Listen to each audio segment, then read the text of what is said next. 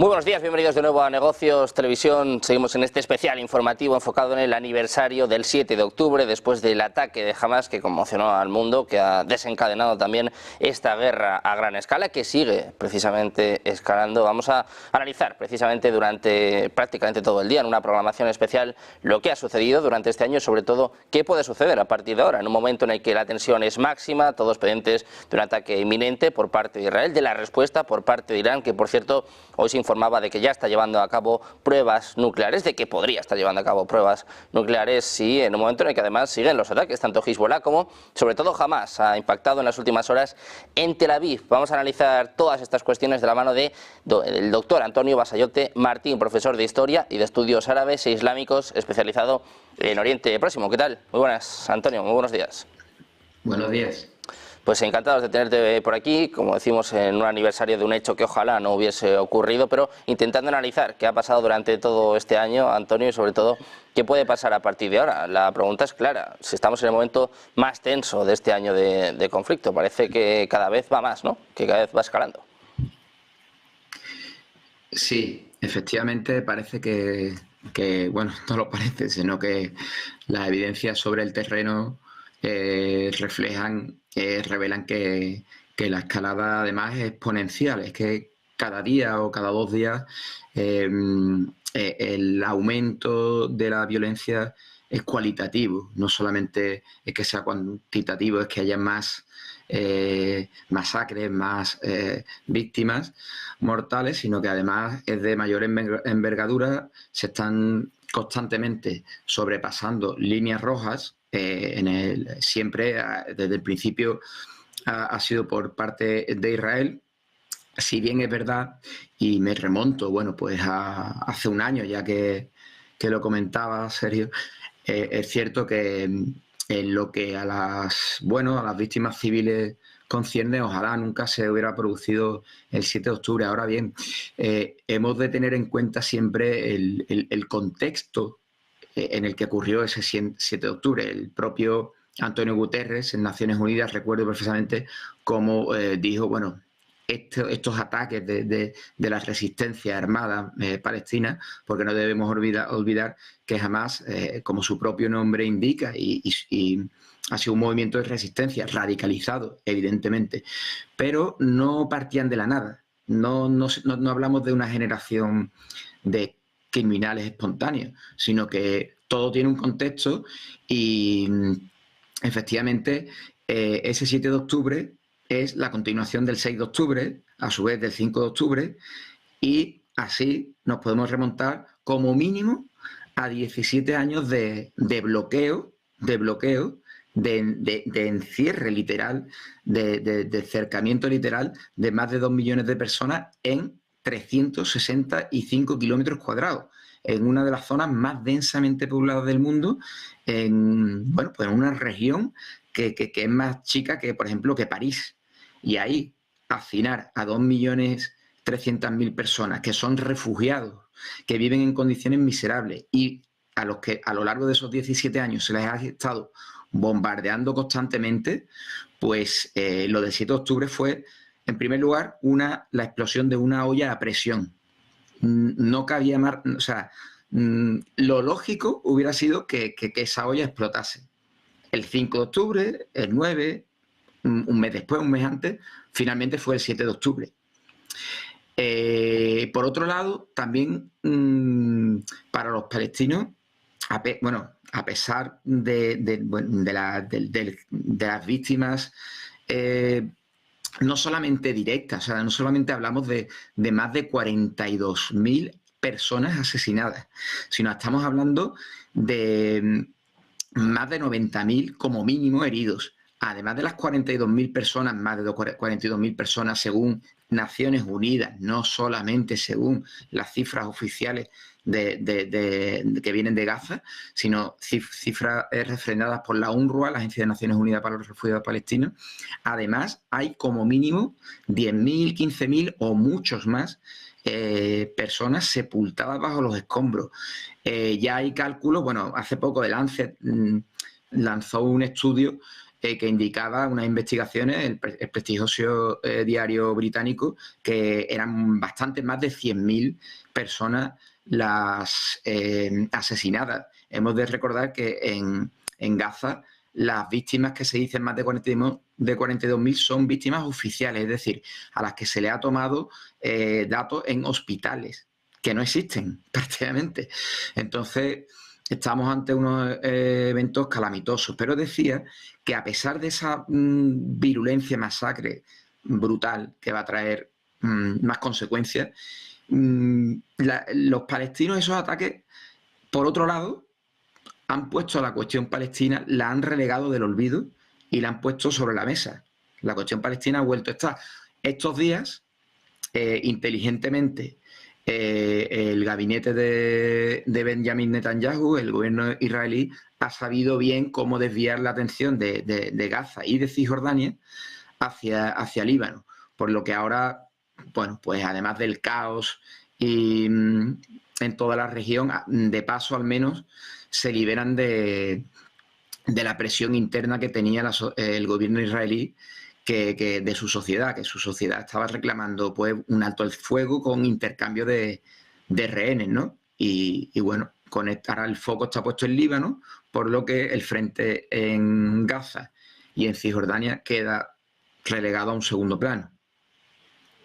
Bueno, pues pendientes de Gaza, de Cisjordania, sobre todo de Líbano, después de estos bombardeos, iba a decir del mayor bombardeo, pero es que cada vez o cada semana volvemos a decir esto, ¿no? Que es el mayor bombardeo que ha tenido lugar en Beirut. Te quiero preguntar también por la situación actual, Antonio, por esta escalada en la que estamos pendientes ya del ataque por parte de Israel, Irán que está preparado para responder.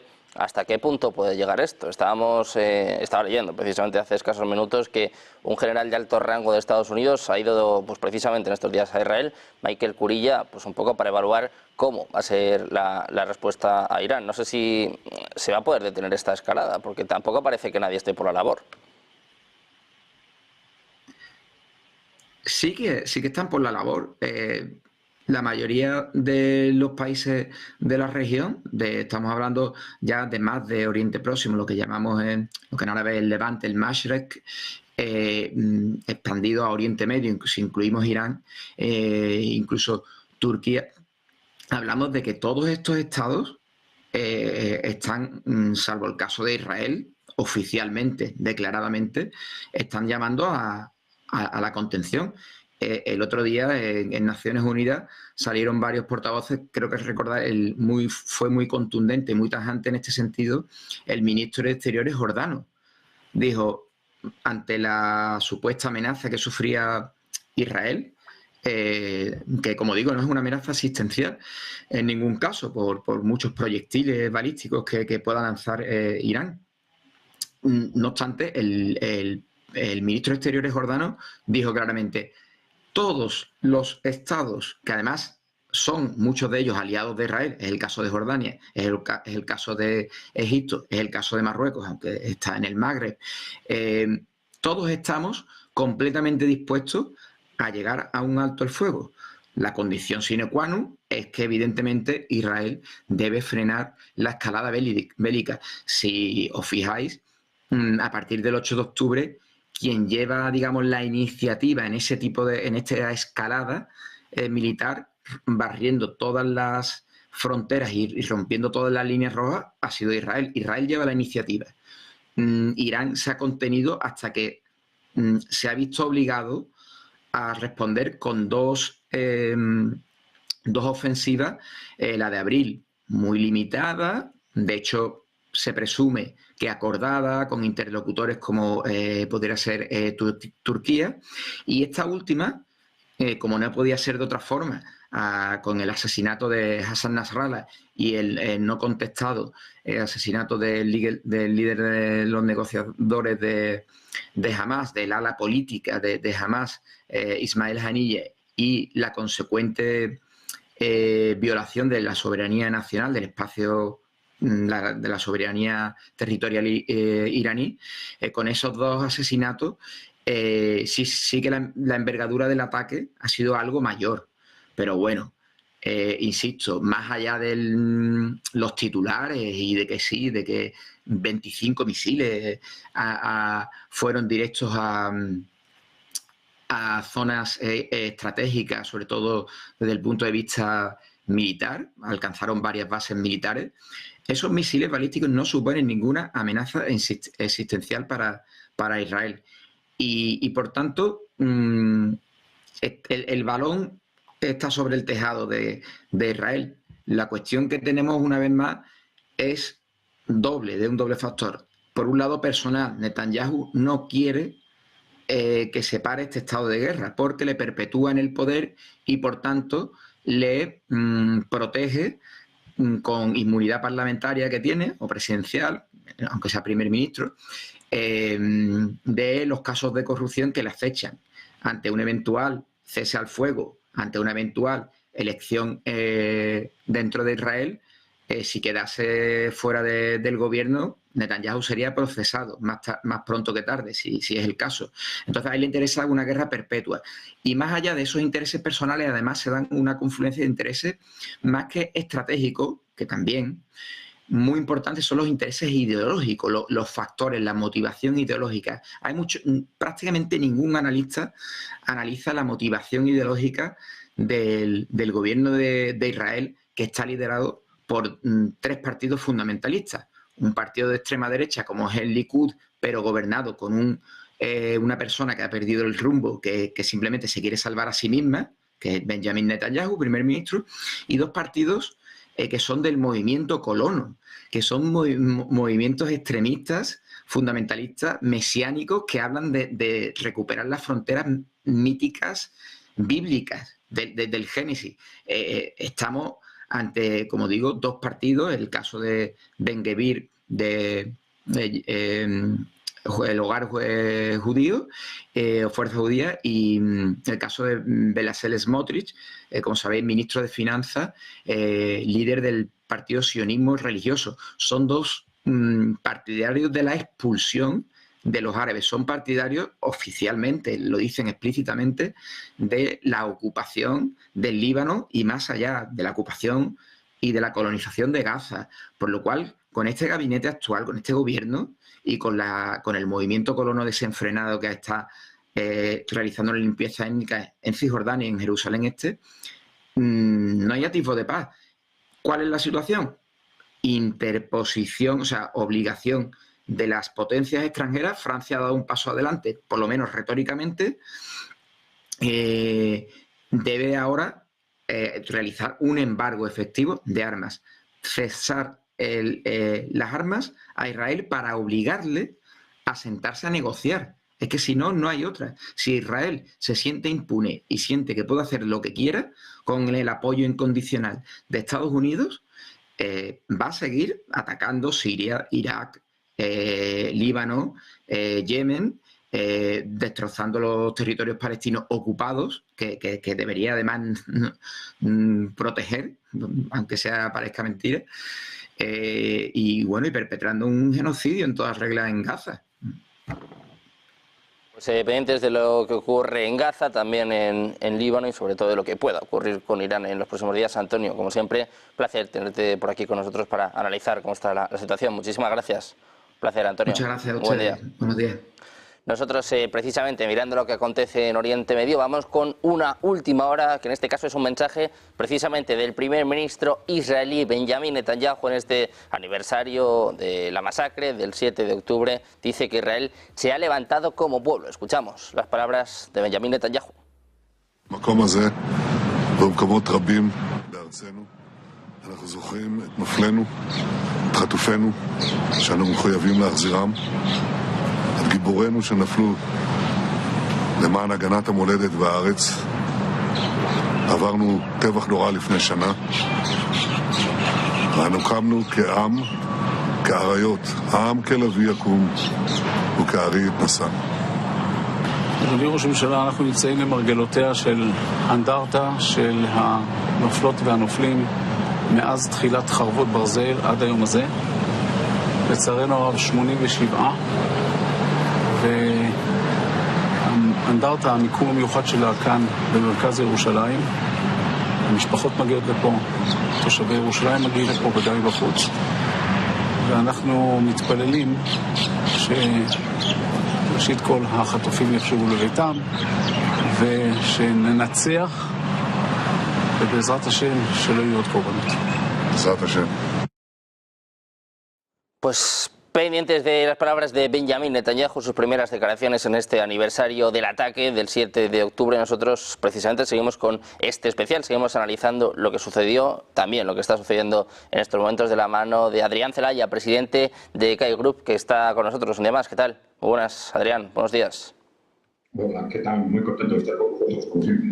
Pues encantado de tenerte por aquí, Adrián, en un día fatídico, eso sí, en el aniversario de este ataque lanzado sobre Israel. Te quiero preguntar un poco por cuál es tu análisis de este año de conflicto y sobre todo hacia dónde va la guerra en Oriente Medio. Si te parece que está escalando hasta un punto que se va de las manos. Claro, también pensando que ya quedan menos de un mes para las elecciones en Estados Unidos y el conflicto está mucho peor que hace unos meses.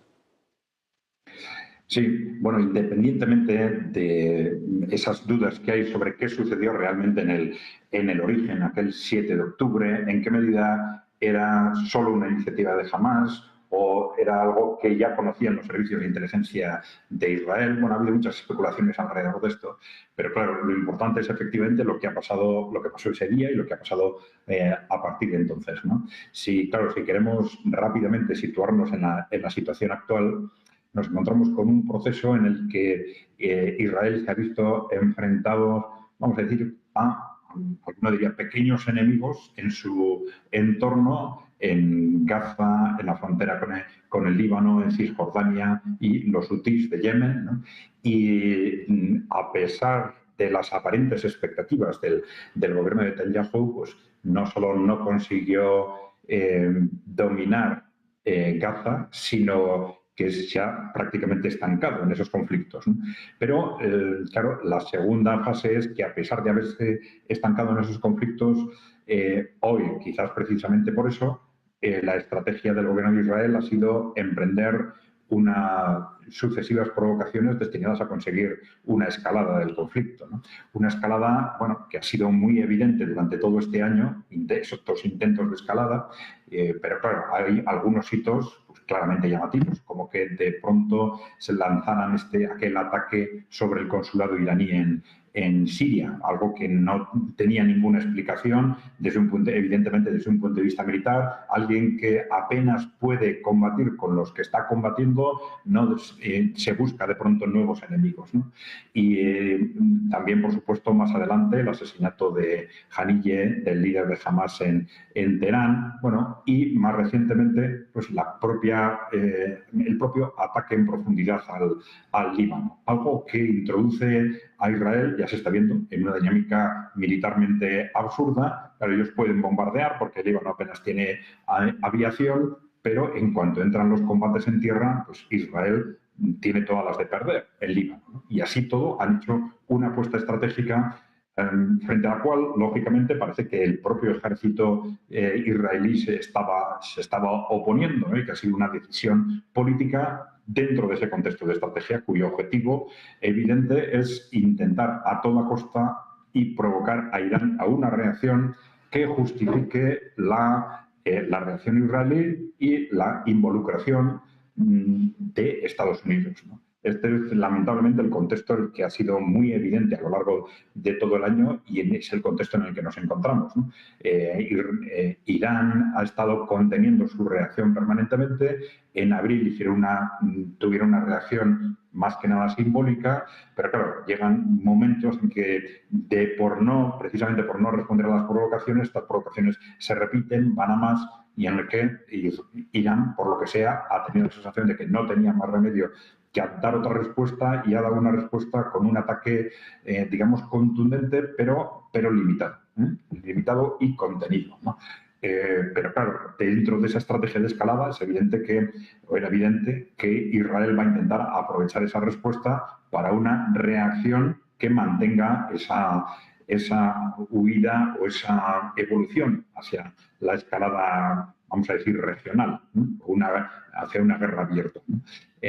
Una guerra abierta y generalizada, digamos, ¿no? Bueno, aquí la cuestión clave es Estados Unidos, Sabemos que la posición real de Estados Unidos no tiene nada que ver con la que han intentado aparentar durante todo el año de moderación, de una posición intermedia, de intentar contener a Israel, sino que en la práctica los mismos días que anunciaban que estaban presionando a Israel pues para un alto el fuego, para que negociara, para contenerla, esos mismos días aumentaban las ayudas militares y las ayudas de provisión de armamento, ¿no? Es decir, que yo creo que podemos equivocarnos si pensamos que esta enloquecida estrategia de huida hacia adelante, de escalada, es una estrategia de Israel, ¿no? Es una estrategia claramente de Israel consensuada con Estados Unidos, es una estrategia que, por lo que sea, los círculos dominantes en Estados Unidos piensan que les interesa.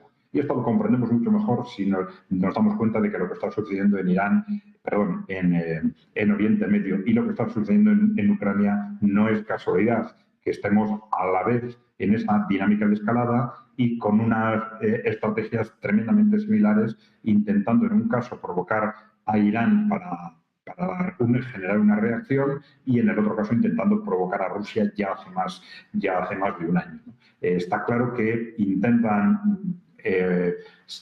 es un disparate, evidentemente, pero intentan generar un conflicto más amplio en el conjunto del mundo, en Europa y en Oriente Medio por lo menos, y que intentan de alguna forma evitar una reacción abierta de la propia opinión pública occidental, intentando justificarla pues, a través de esas provocaciones en un ataque o en esa reacción que ellos están intentando generar constantemente de Irán o de Rusia, ¿no? Bueno, en concreto vamos a ver ya a muy corto plazo cómo se desenvuelve todo esto. Estamos hablando de algo tan tremendo que no debe extrañar que en el último momento a alguien le falle la mano, ¿no? A alguien le tiemble la mano y, bueno, hace una semana hubo una reacción aparente del ejército norteamericano oponiéndose a este despliegue de misiles de largo alcance contra Rusia.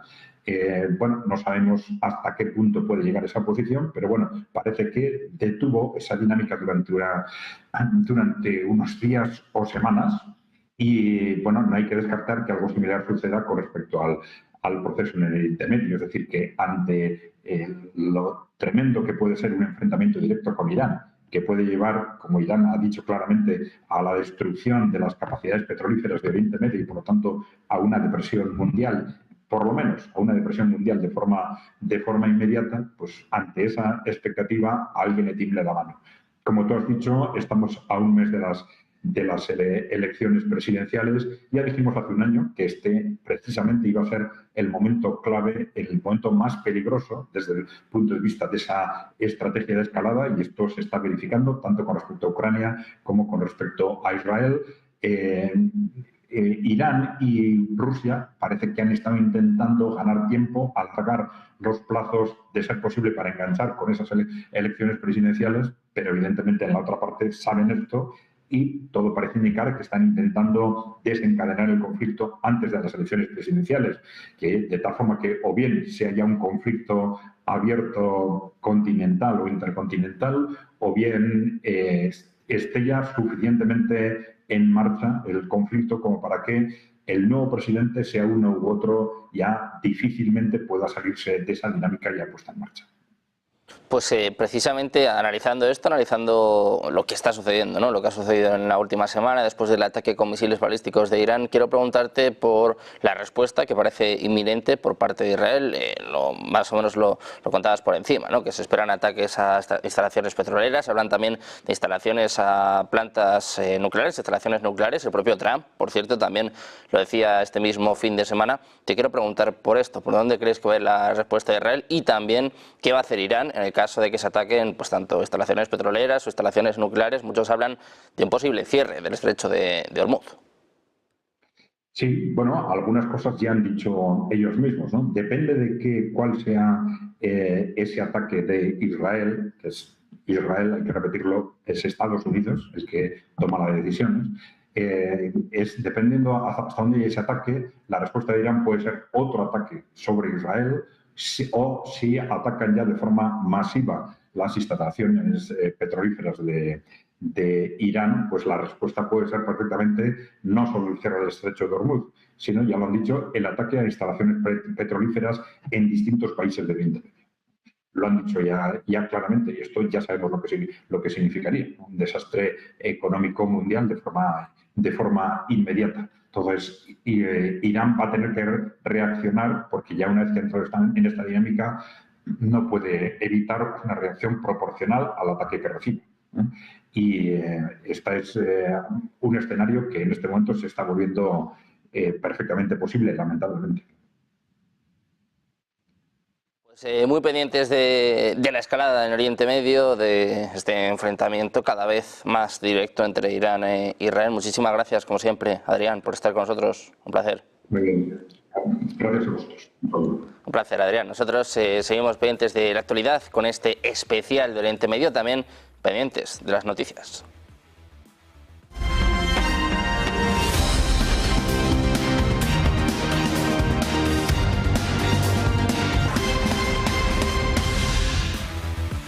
Muy buenos días, bienvenidos de nuevo a Negocios Televisión. Comenzamos ya el espacio de las noticias repasando la actualidad, pendientes de la última hora y sobre todo mirando a lo que pasa en Oriente Medio en este aniversario del ataque de Hamás del pasado 7 de octubre. Empezamos mirando a Estados Unidos, que está instando a Israel a evitar atacar sitios iraníes específicos en respuesta al ataque con misiles de la semana pasada desde Teherán. A cambio de moderación, Estados Unidos está ofreciendo apoyo militar y respaldo diplomático. El ministro de Defensa israelí, Yoav Gallant, dijo que todas las opciones siguen abiertas, mientras que Netanyahu condenó las acciones de Irán y criticó los comentarios del presidente francés Emmanuel Macron sobre las entregas de armas. Estados Unidos, dirimiendo, evaluando la respuesta con Israel, pide que se evite atacar objetivos, sitios iraníes específicos. Y precisamente en este aniversario del 7 de octubre tenemos que volver a contar un ataque por parte de Hamás. Será la militar, las brigadas Al-Qassam ha afirmado este lunes que había lanzado cohetes hacia la zona de Tel Aviv en Israel. El grupo dijo que en un comunicado de Telegram que el ataque se llevó a cabo en respuesta a las masacres de Israel contra civiles y el desplazamiento deliberado de su pueblo. Las CFDI confirmaron que se dispararon varios cohetes desde la franja de Gaza, lo que provocó alertas en algunas zonas de Tel Aviv, así como en Holón, Rishon LeZion, Bat Yam y otras ciudades del centro de Israel. No hubo informes inmediatos de víctimas en el ataque. El ejército israelí advirtió el domingo que se esperaba que Hamás llevara a cabo un ataque con cohetes contra partes centrales del país, mientras Israel conmemora el primer aniversario del ataque de Hamás del 7 de octubre. Israel, que por cierto está en alerta máxima desde este sábado con motivo del aniversario de los ataques sorpresivos del 7 de octubre, los de Hamás contra Israel, que desataban la guerra en Gaza. Desde entonces la situación en la región se ha disparado. Su lucha contra Hezbollah, la milicia también apoyada por Irán, se ha ido desarrollando desde aquellos ataques hasta que hace unas semanas subía de nivel y la semana pasada decidió hacer incursiones por tierra en Líbano, un movimiento en el cual también provocaba el ataque por parte de Irán con más de 180 misiles balísticos contra Israel. Ahora el gobierno de Tel Aviv se prepara para una respuesta significativa al tiempo que mantiene la guerra contra sus milicias en Gaza y en Líbano. Pendientes de cómo está la situación en Oriente Medio, miramos también a la situación interna de Israel. El líder de la oposición, Yair Lapid, se ha dirigido a Irán en una emisión especial de Ynet para conmemorar los acontecimientos del 7 de octubre. En respuesta al bombardeo lanzado por Teherán contra Israel, dijo que hay que bombardear los yacimientos petrolíferos de Irán. Lapid añadió: no reaccionamos con la suficiente fuerza al primer ataque y tampoco reaccionamos al segundo. No es posible que Irán nos ataque con misiles balísticos una y otra vez sin que Israel responda. Necesitamos movilizar una coalición más amplia para atacar las instalaciones nucleares de Irán.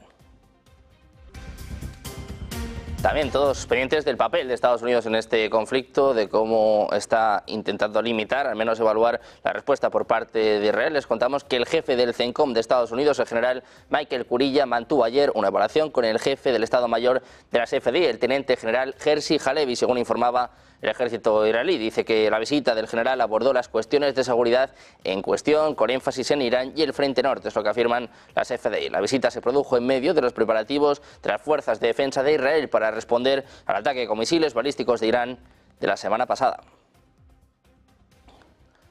Mientras tanto, siguen los bombardeos por parte de Israel en Líbano. Ha bombardeado objetivos en las últimas horas, tanto en Líbano como en la Franja de Gaza, este domingo, antes del primer aniversario de los ataques del 7 de octubre, mientras el ministro de Defensa israelí ha declarado que todas las opciones están abiertas para tomar represalias contra Irán. Los cohetes lanzados por Hezbollah este domingo por la noche superaron los sistemas de defensa aérea israelíes y cayeron en Haifa, la tercera ciudad más grande de Israel, causando daños a edificios, según ha informado la policía. Los medios israelíes informaron de que 10 personas resultaron heridas en los ataques con cohetes en Haifa y la ciudad de Tiberíades. Israel continúa sus ataques contra Hezbollah en Líbano y este fin de semana ha lanzado una feroz ola de ataques aéreos durante el sábado, en las 24 horas de bombardeo más intensas desde que iniciara su campaña contra el grupo apoyado por Irán.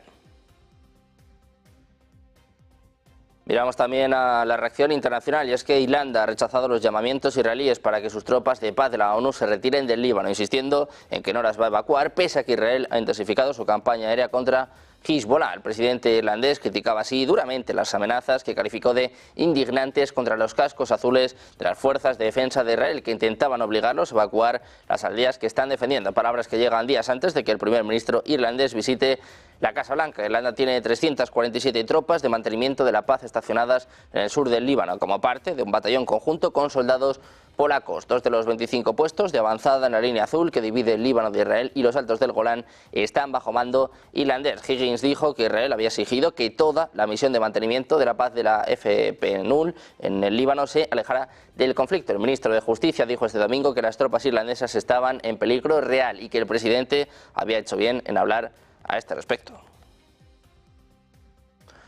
Y mientras tanto, también el foco está puesto en el presidente francés, en Emmanuel Macron, que se ha entrevistado telefónicamente con el primer ministro Benjamin Netanyahu este domingo, conversación en la que el galo ha insistido en que ha llegado el momento de un alto el fuego en Oriente Medio. El jefe del Estado parisino ha advertido que el abastecimiento de armas, la prolongación de la guerra en Gaza y su extensión al Líbano pueden ser contraproducentes para la propia seguridad israelí. La llamada entre los dos mandatarios llega en un momento de tensión diplomática desde que Macron abogase este sábado por dejar de suministrar armamento a Israel, algo que enojó a Netanyahu. En la víspera del primer aniversario del ataque de Hamas a Israel, Macron subrayaba la solidaridad del pueblo francés con el israelí, sobre todo con las víctimas, los rehenes y sus familias. Reconocía que, como todos los países, Israel tiene el derecho de defenderse del terrorismo. Las ofensivas contra el Estado hebreo tienen que cesar, vengan, decía Macron, de Irán o de sus aliados en la región.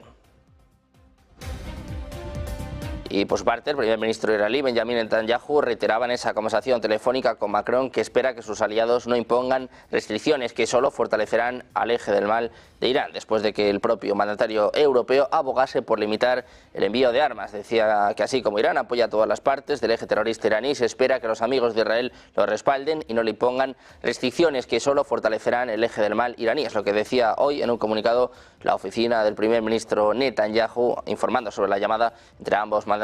Decía que el primer ministro enfatizó que las acciones de Israel contra Hezbollah crean una oportunidad para cambiar la realidad en el Líbano en beneficio de la estabilidad, la seguridad y la paz en todas las regiones. Lo que añade este texto, que además dice que ambos dirigentes acordaron promover un diálogo durante la visita del ministro francés de Asuntos Exteriores prevista para hoy en Jerusalén. Precisamente Netanyahu, que saltaba las alarmas en toda Francia después de lanzar un mensaje duro, fuerte contra Emmanuel Macron, en lo que ha sido sin duda una de las noticias del fin de semana. Netanyahu reaccionaba así a las palabras de Emmanuel Macron, hablando de un embargo de armas para Israel. I have a message. I have a message for President Macron. Today, Israel is defending itself on 7 fronts against the enemies of civilization. We're fighting in Gaza against Hamas, those savages who murdered, raped, beheaded, and burned our people on October 7th. We're fighting in Lebanon against Hezbollah, the most heavily armed terror organization in the world, which was planning an even greater massacre than October 7th on our northern border, and that has rocketed Israeli towns and cities for nearly a year. We're fighting against the Houthis in Yemen and the Shiite militias in Iraq and Syria that together have launched hundreds of drones and missile attacks against Israel. We're fighting against terrorists in Judea and Samaria who are trying to murder civilians in the heart of our cities. And we're fighting against Iran, which last week fired over 200 ballistic missiles directly at Israel, and which stands behind the 7-front war against Israel.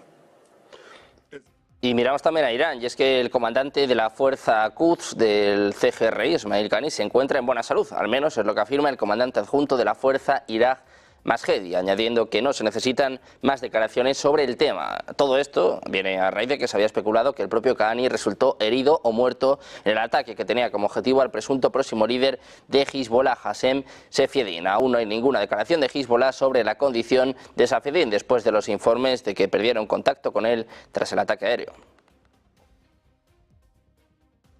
Mirando a Israel, les contamos que la policía danesa dijo que una explosión ocurrió cerca de su embajada en Copenhague este lunes, solo 5 días después de un incidente similar. La explosión, que la policía cree que fue causada por disparos, se produjo a 500 metros de la embajada, coincidiendo con el aniversario del ataque de Hamas a Israel el 7 de octubre. Decía la policía, por supuesto, estamos investigando si podría haber una conexión con el incidente anterior en la embajada israelí. Es lo que decía a los periodistas el inspector de policía de Copenhague, subrayando que no hay indicios de que la explosión esté relacionada con el incidente de la semana pasada. El 2 de octubre se produjeron 2 explosiones cerca de la embajada de Israel en Copenhague. La policía detuvo a 2 adolescentes suecos y la agencia de inteligencia afirmó que Irán podría haber estado involucrado en las organizaciones de estas explosiones.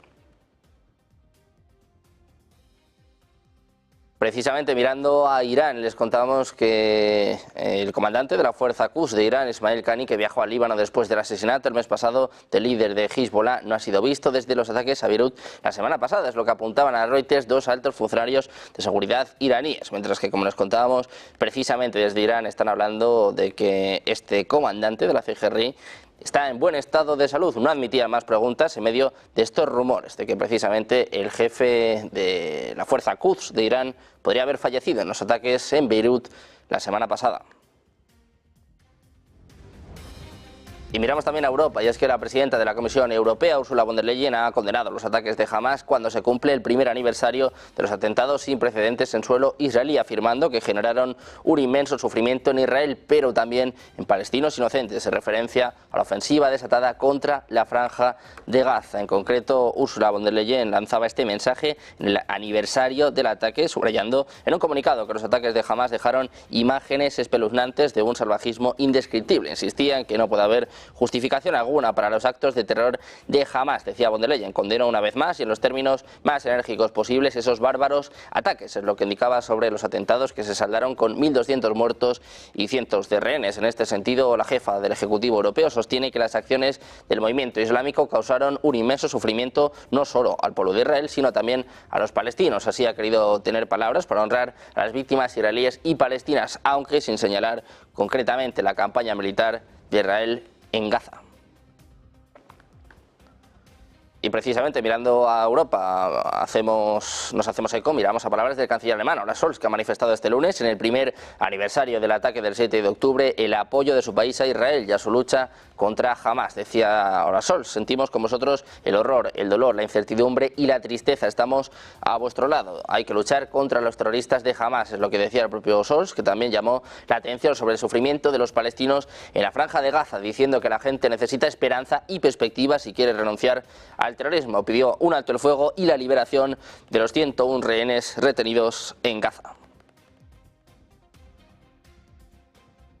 Pendientes también de las elecciones en Estados Unidos, mirando a las palabras de Donald Trump, también pendientes de lo que está sucediendo en torno a Ucrania con nuevos avances rusos en Donetsk. Hacemos una pausa, 2 minutos, les contamos todo enseguida en Negocios Televisión.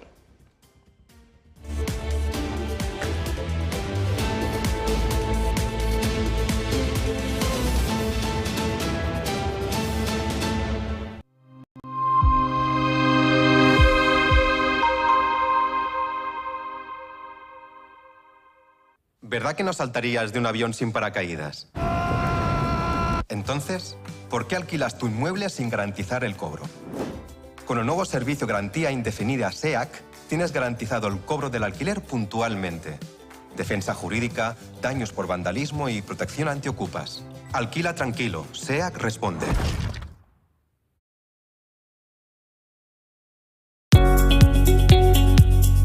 En Arquia Banca nuestros clientes son lo primero. Por eso les ofrecemos soluciones de inversión personalizadas y adaptadas a su perfil de riesgo.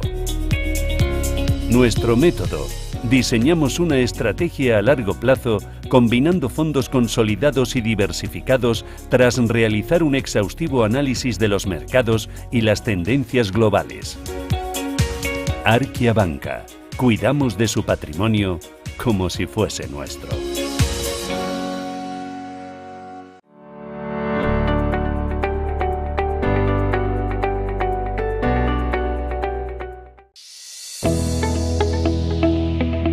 No puede volver atrás y cambiar el principio, pero puede comenzar donde está y cambiar el final. En Luna Sevilla queremos ser su asesor financiero de referencia para mejorar su presente y su futuro patrimonial, prestando nuestros servicios como agentes de Caser Asesores Financieros. Somos una empresa con una clara apuesta por la formación de calidad, la información transparente y objetiva, y por el asesoramiento financiero personalizado y continuado. Visite nuestra web lunasevilla.es o llame al 91 762 3442.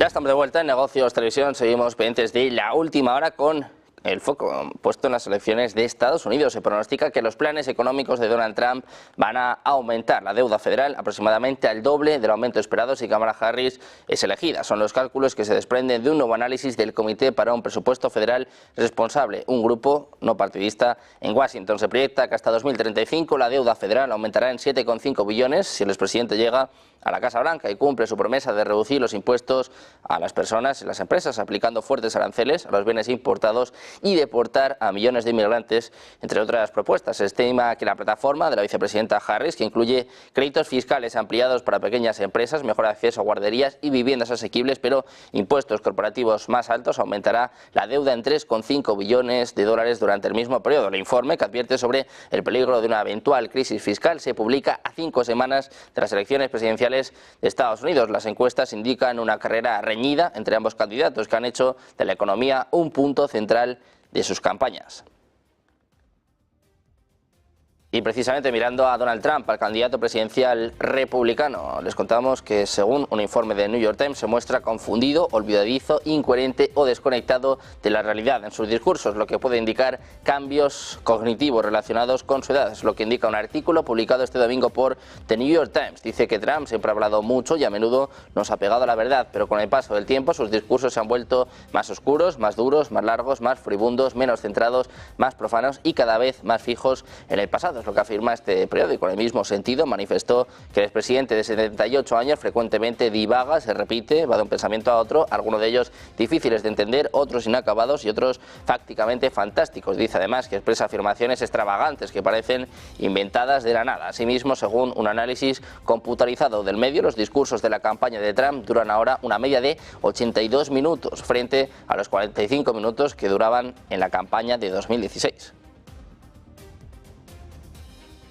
Y hablamos ahora de Reino Unido, de Sue Gray, jefa del personal de la residencia oficial del primer ministro británico Keir Starmer, que ha presentado su dimisión. Es lo que informa este domingo el número 10 de Downing Street, tras la polémica generada en las últimas semanas por su sueldo. Gray, funcionaria de carrera, asumirá un nuevo puesto en el gobierno laborista y será sustituida por Morgan McSweeney, el director de la campaña que permitió la victoria de los laboristas en las elecciones del 4 de julio. En una nota, Gray señaló que tomó la decisión de dimitir porque había quedado claro que los comentarios intensos sobre su posición corrían el peligro de convertirse en una distracción para el trabajo vital del cambio del gobierno. Miramos ahora declaraciones por parte de Robert Fico, el primer ministro eslovaco. Dice que Occidente está alimentando deliberadamente el conflicto de Ucrania porque su objetivo último es debilitar a Rusia y poner de rodillas a sus ciudadanos. Es lo que declara el primer ministro, citado por medios locales. Dice que hay un conflicto militar en curso en su país vecino, en el que se están matando eslavos y Europa está apoyando en gran medida estos asesinatos. Es lo que expresaba este domingo el alto funcionario en una entrevista con la emisora STVR, después de subrayar que este conflicto no puede resolverse militarmente militarmente. El jefe del gobierno dijo que le gustaría visitar Moscú el año que viene con motivo del 80 aniversario del final de la Gran Guerra Patria, como se conoce en Rusia, el transcurso de la Segunda Guerra Mundial, desde la invasión nazi de la URSS hasta la caída de Berlín. Decía Fico, por favor, no suframos esta rusofobia, no vayamos a decir automáticamente de entrada, cuando hablamos positivamente del Ejército Rojo de la antigua Unión Soviética, que somos una especie de agentes del presidente ruso Vladimir Putin. Además, ha pedido un agradecimiento a los libertadores de Moscú.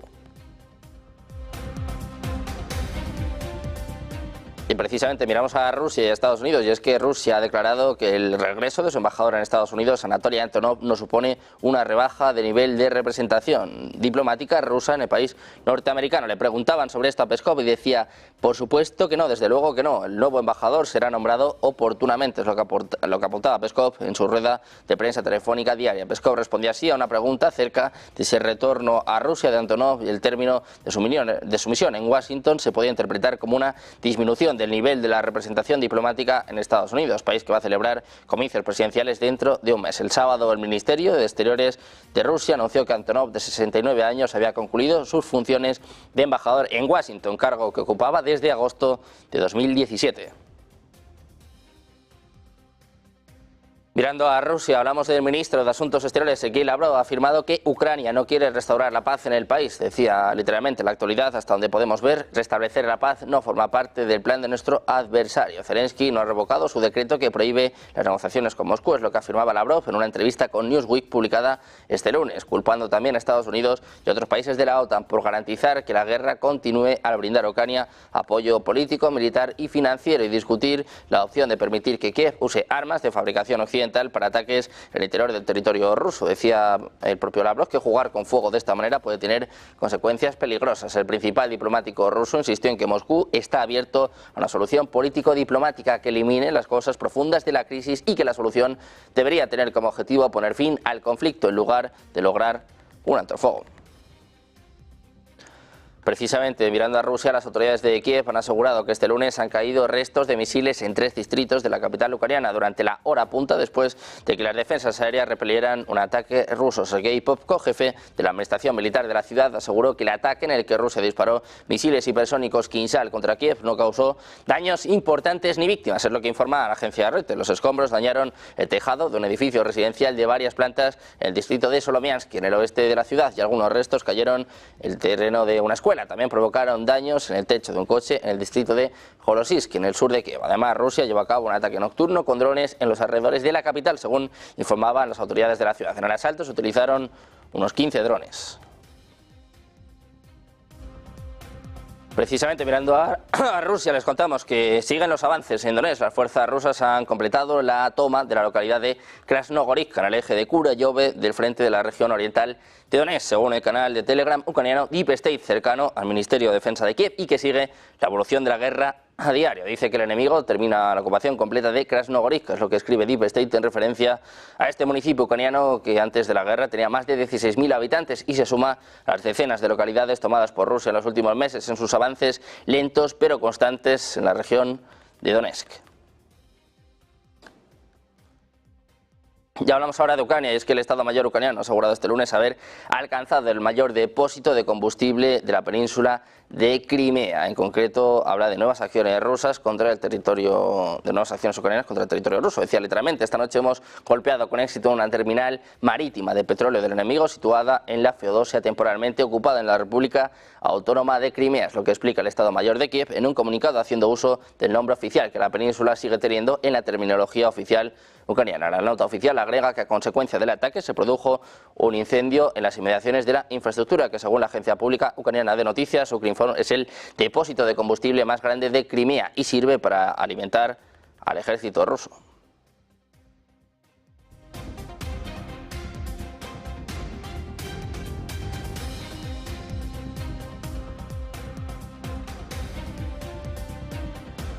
Pendientes del conflicto en Ucrania, hoy, como se imaginan, el foco está puesto en lo que sucede en Oriente Medio, en este aniversario del ataque del 7 de octubre, del ataque realizado por Hamas. Veíamos ya la primera reacción de Netanyahu, reacciones en Europa, también tanto Kamala Harris como Joe Biden se han pronunciado a este respecto, en un momento en el que la tensión sigue escalando. Estamos muy pendientes de un posible ataque inminente por parte de Israel. Vamos a analizar todas estas cuestiones con Antonio Alonso Marcos, profesor de Relaciones Internacionales de la Universidad CEU San Pablo. ¿Qué tal? Muy buenas, Antonio, buenos días. Muy buenos días. Pues encantados de tenerte por aquí en un aniversario de un día pues, que ojalá no hubiese ocurrido, pero que marca un antes y un después para la región en Oriente Medio, Antonio, y que además muestra cómo, lejos de solucionar el conflicto, cada vez va más. Hola. Sí, Antonio, me parece que... Ahora sí. Ahora, te decía que estamos a un año, ¿no?, el aniversario de este ataque del 7 de octubre, con una escalada sin precedentes y todos pendientes de lo que suceda con Israel, ¿no?, de cómo va a ser la respuesta al ataque de la semana pasada por parte de Irán. Bueno, el ataque de la noche también, porque...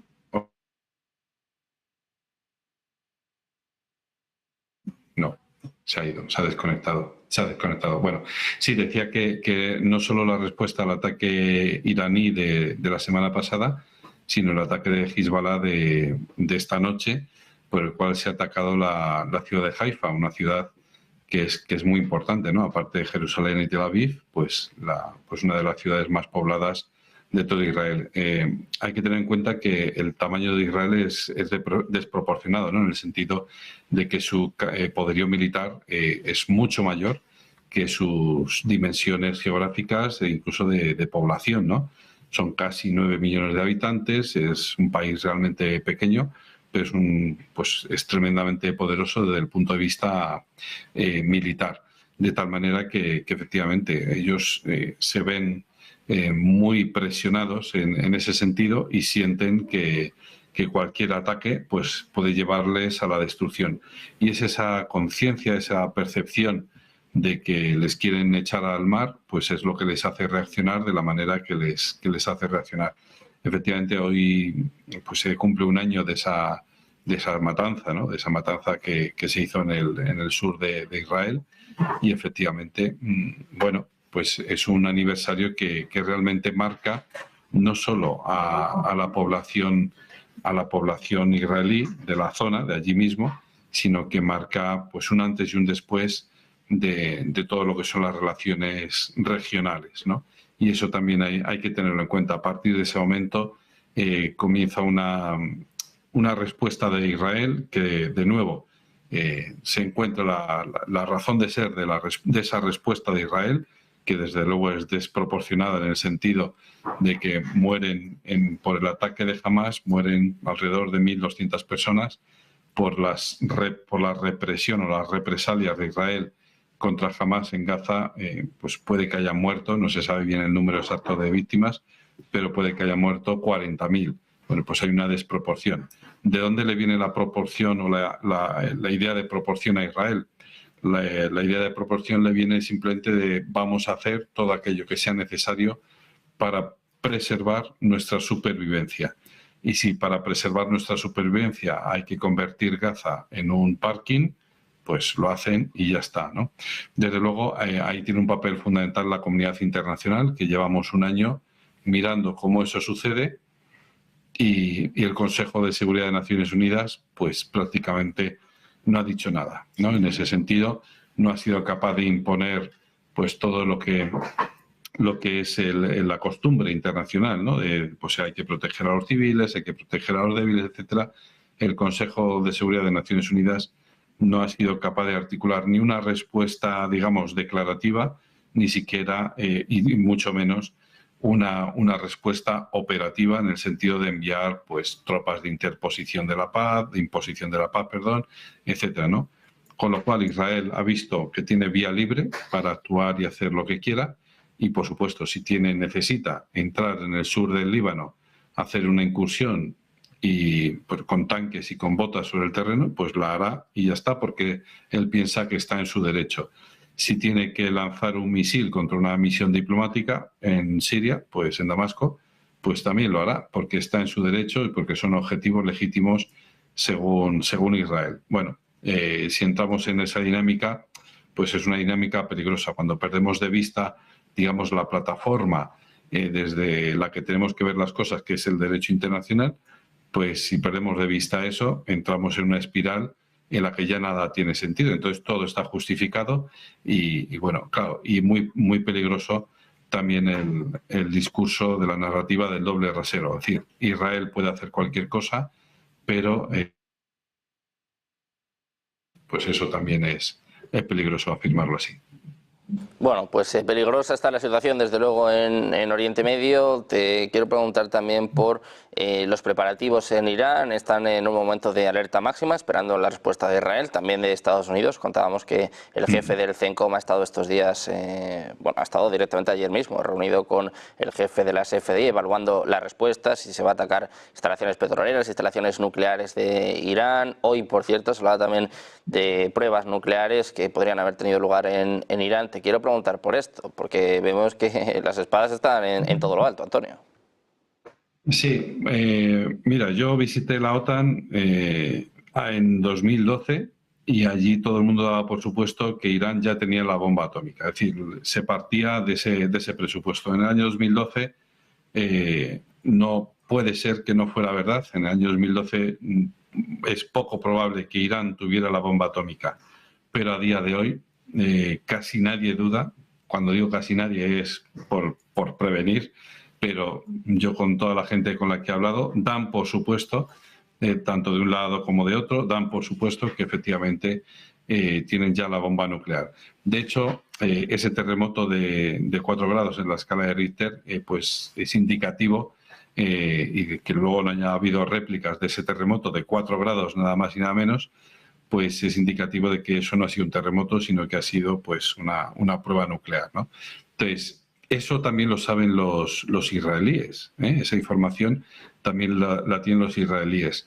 ¿Escalarán los israelíes hasta el punto de atacar plataformas petrolíferas? Puede ser.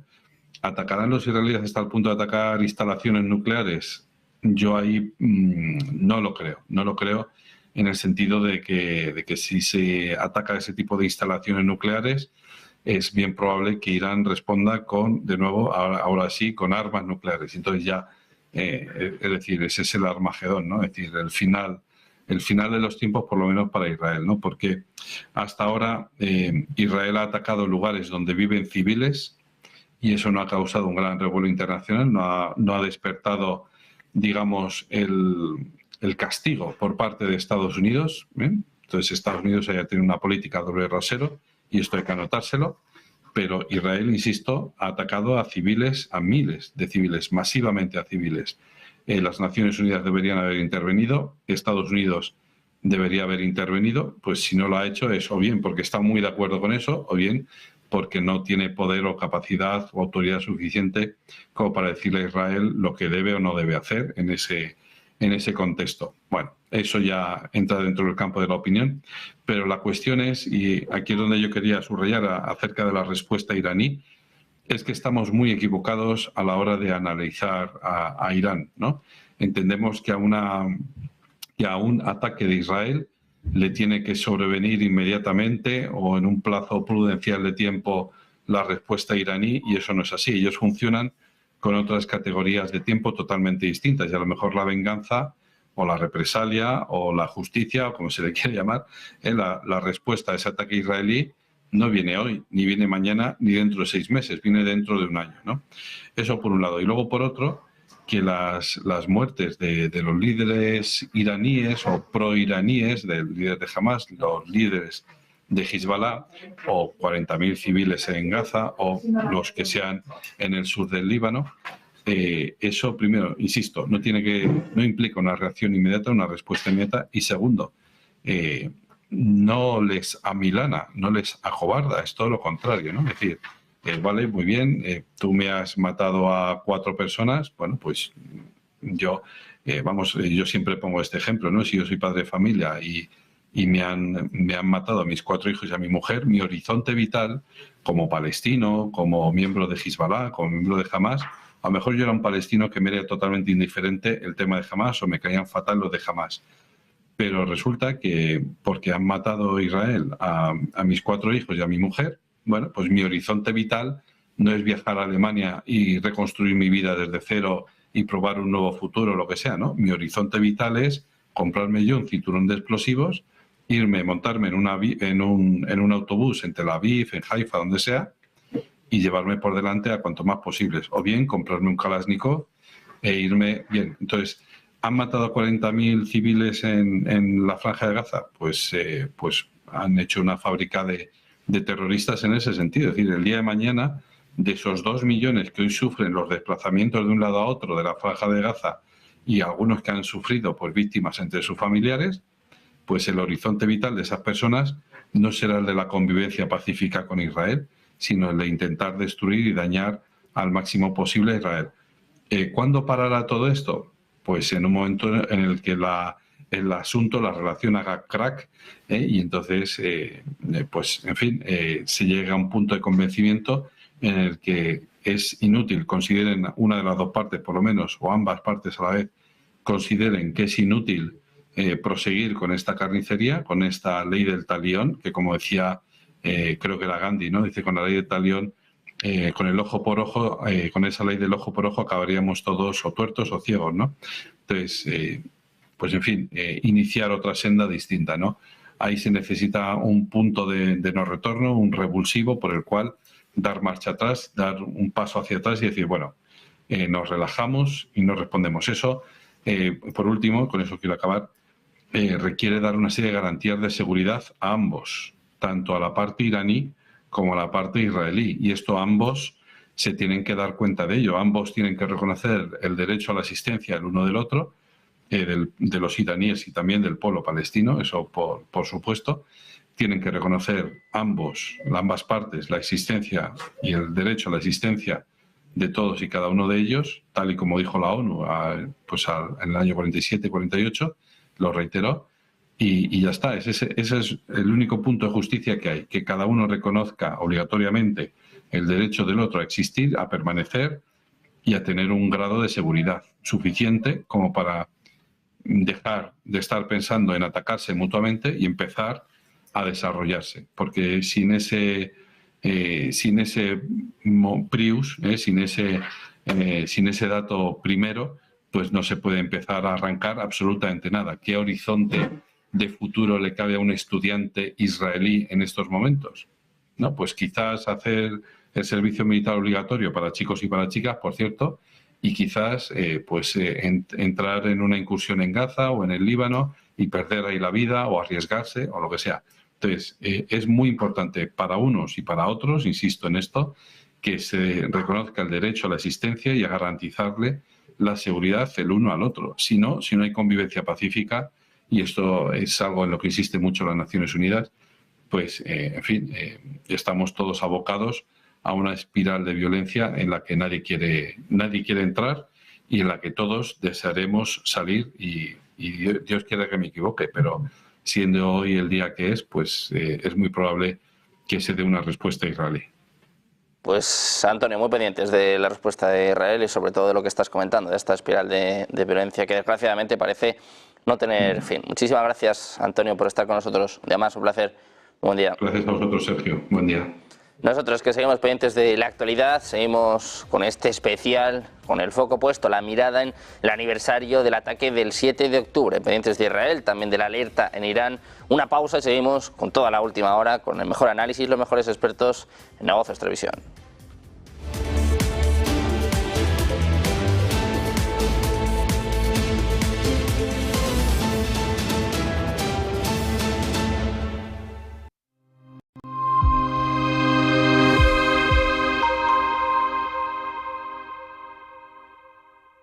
¿Verdad que no saltarías de un avión sin paracaídas? Entonces, ¿por qué alquilas tu inmueble sin garantizar el cobro? Con el nuevo servicio Garantía Indefinida SEAC, tienes garantizado el cobro del alquiler puntualmente. Defensa jurídica, daños por vandalismo y protección antiocupas. Alquila tranquilo, SEAC responde.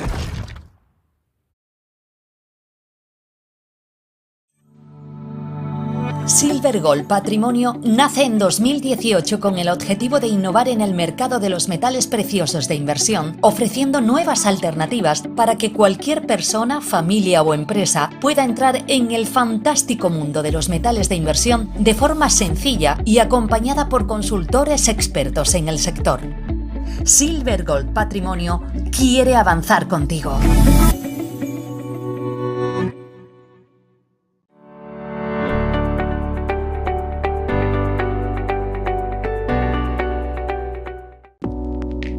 Creemos que la sociedad actual necesita más arte y más color. Le da a la gente la oportunidad de asimilar diferentes perspectivas.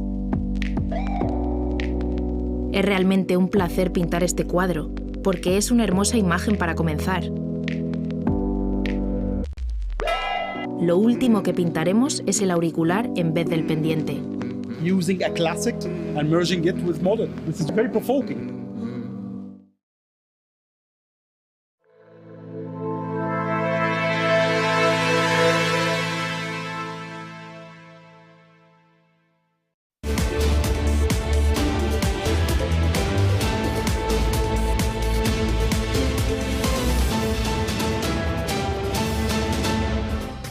Y 39 minutos de la mañana, seguimos en este especial del 7 de octubre, primer aniversario de los ataques de Hamás contra Israel, y mientras se intensifica el conflicto en Oriente Medio. Buscando análisis, buscando perspectivas, recibimos a Ignacio Uriarte Ayala, asesor y analista internacional. Ignacio, muy buenos días.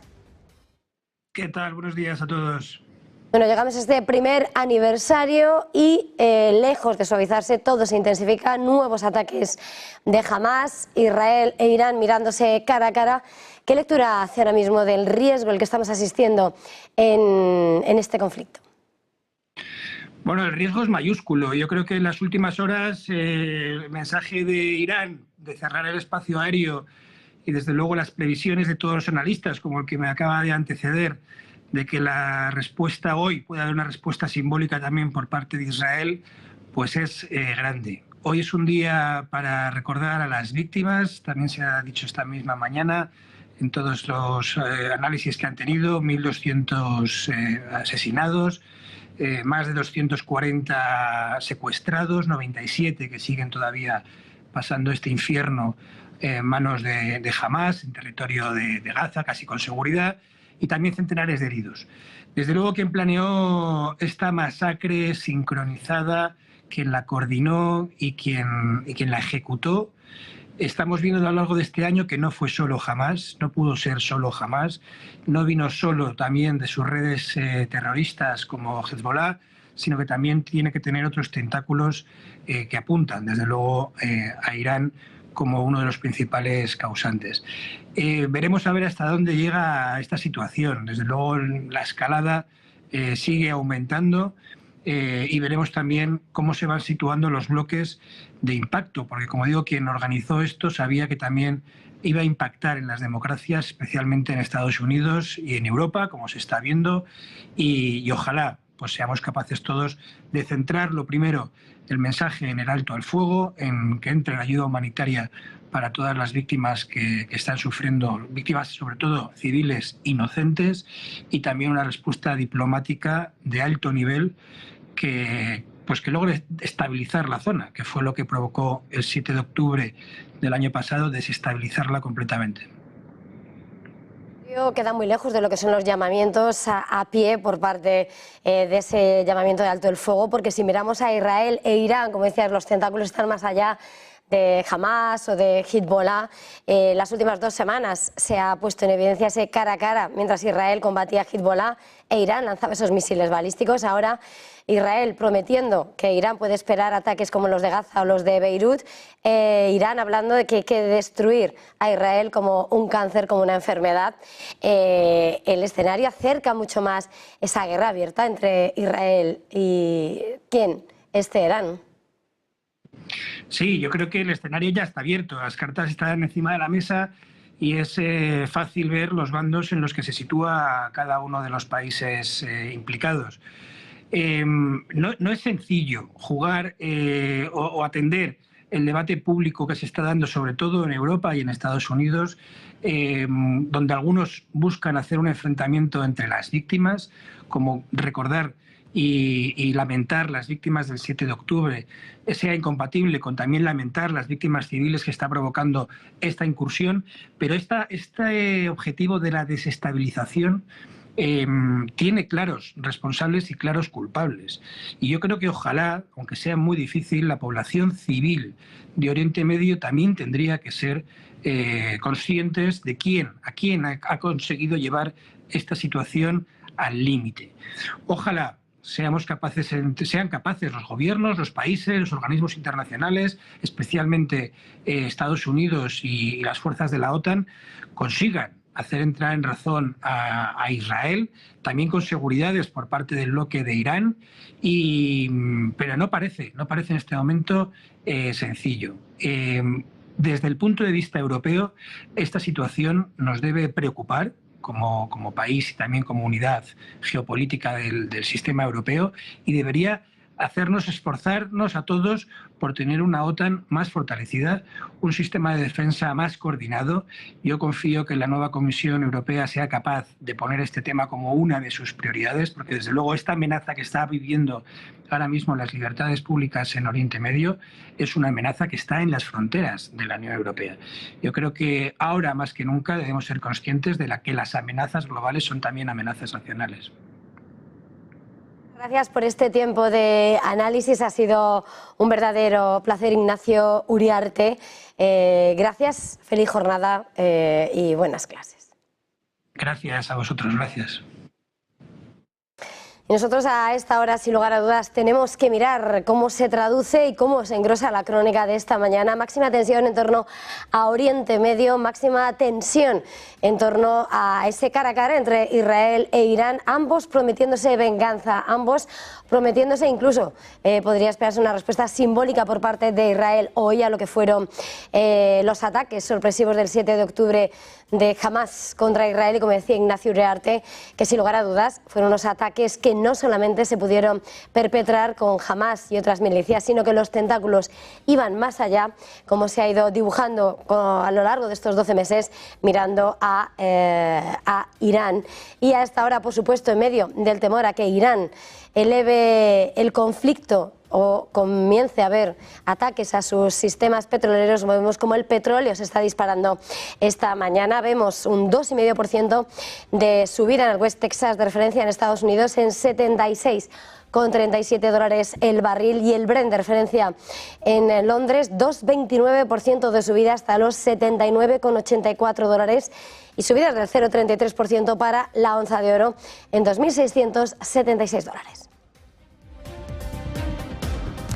En este escenario, por supuesto, inmersos en el análisis de lo que está pasando, Frédéric Mertens, experto en geopolítica. Muy buenos días. Muy buenos días. Bueno, a estas alturas hoy se cumple ese primer aniversario de los ataques del 7 de octubre de Hamas, y bueno, los tentáculos que se sospechaban ese día finalmente ha puesto a que a día de hoy el mayor temor, que era que Irán entrase en un conflicto y que el conflicto fuera más allá de Gaza, es una realidad. ¿Cuál es la lectura que hace a estas alturas? Bueno, es una realidad porque sí o sí Israel también ha cruzado el Rubicón suyo con el objetivo de erradicar un agente perturbador a nivel regional que es que es en realidad dos, Hamas y Hezbollah, y al atacar o erradicar Hezbollah, pues es entrar en conflicto abierto con el brazo armado de Irán, que es el mismo grupo Hezbollah.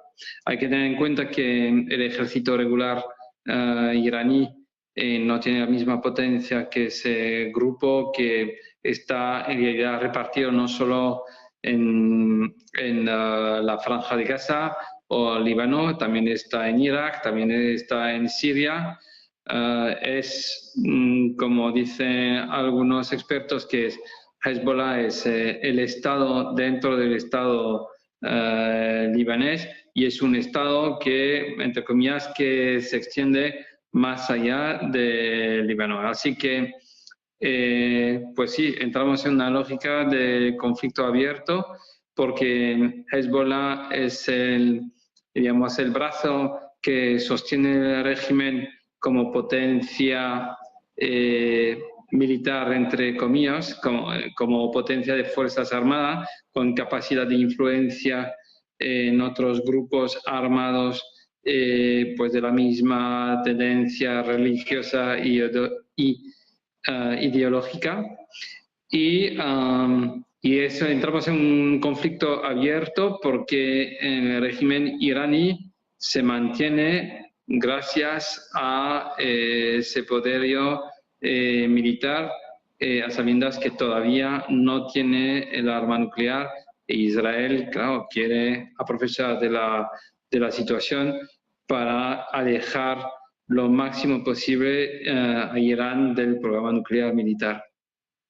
Precisamente ese programa nuclear está prohibido, es una cuestión sobre la que la comunidad internacional, la Agencia Internacional de Energía Atómica gira, y esta mañana esa posible primera prueba nuclear que hubiera realizado Irán en el desierto parece cambiar las tornas, parece además introducir una lectura aún más grave de ese conflicto en un momento en el que además estaba haciendo el llamamiento de Biden dijo no atacar instalaciones nucleares en Irán, pero sí petrolíferas. No sé cómo puede cambiar la escena.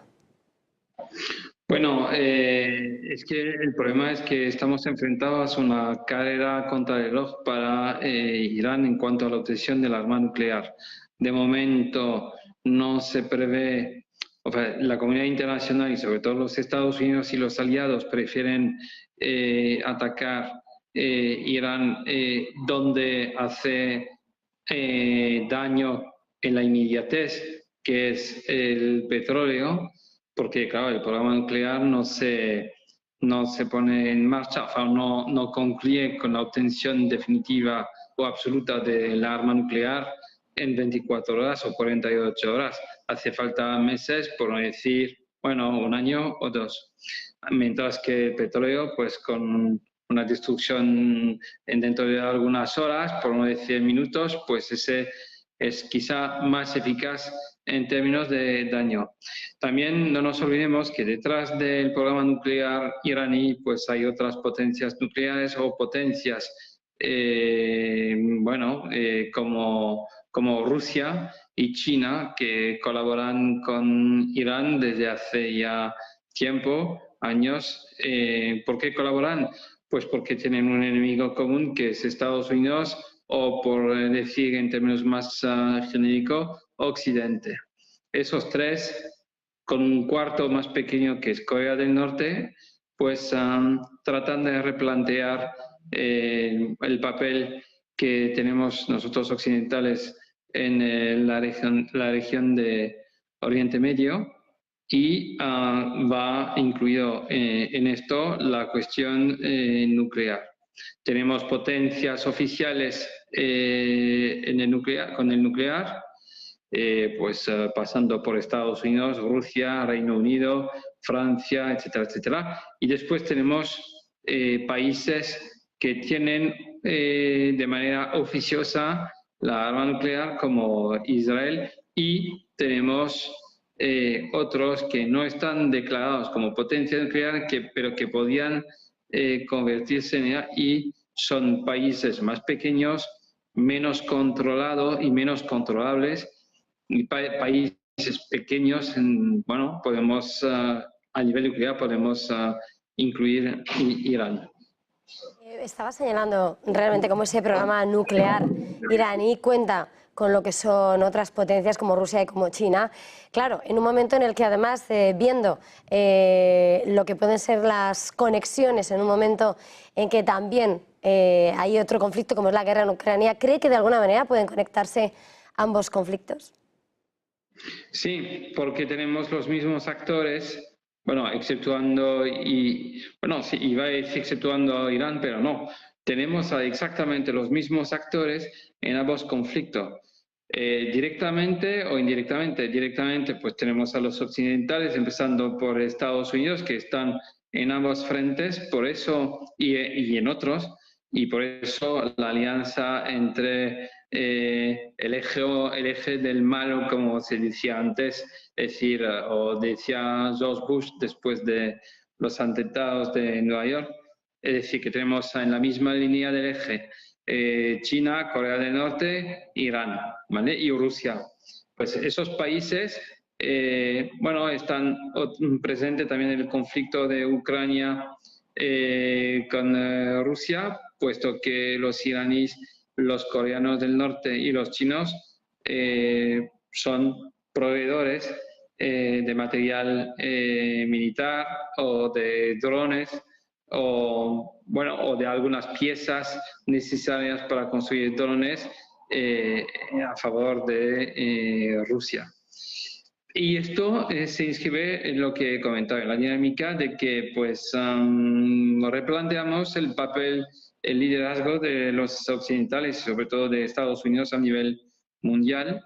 Replanteamos el orden mundial, pasando ya a un nivel que es el hard law o el hard power, que es el poder duro. Poder duro, pues nos referimos a la intervención de la fuerza, de la potencia.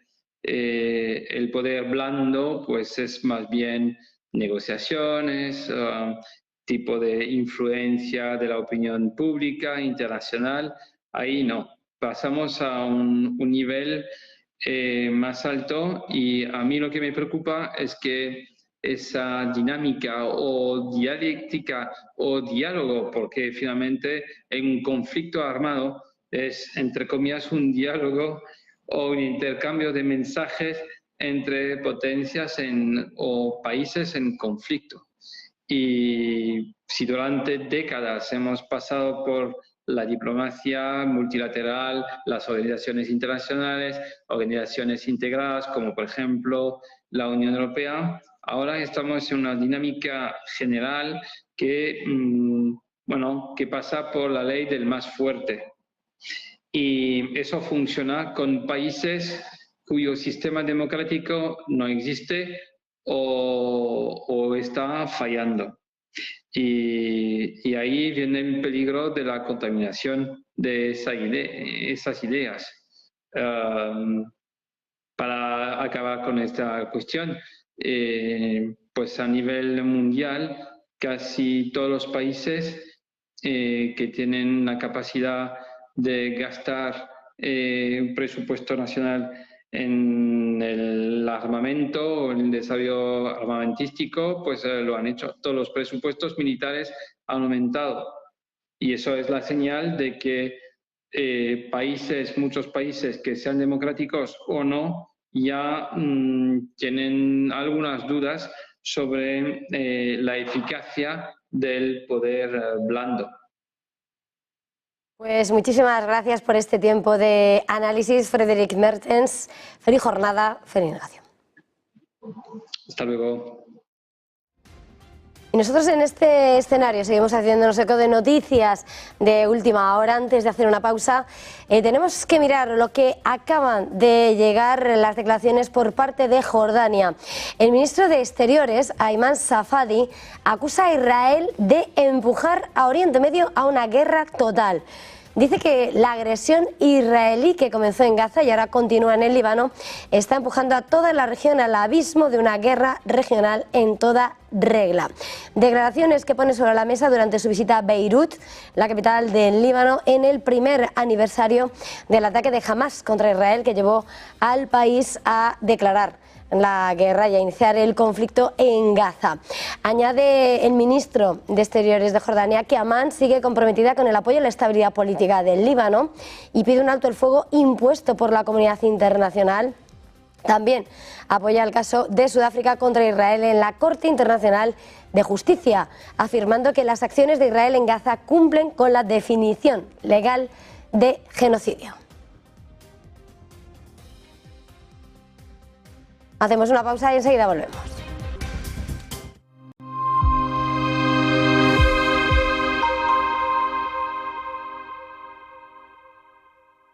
¿Sueñas con unas vacaciones a orillas del Mediterráneo?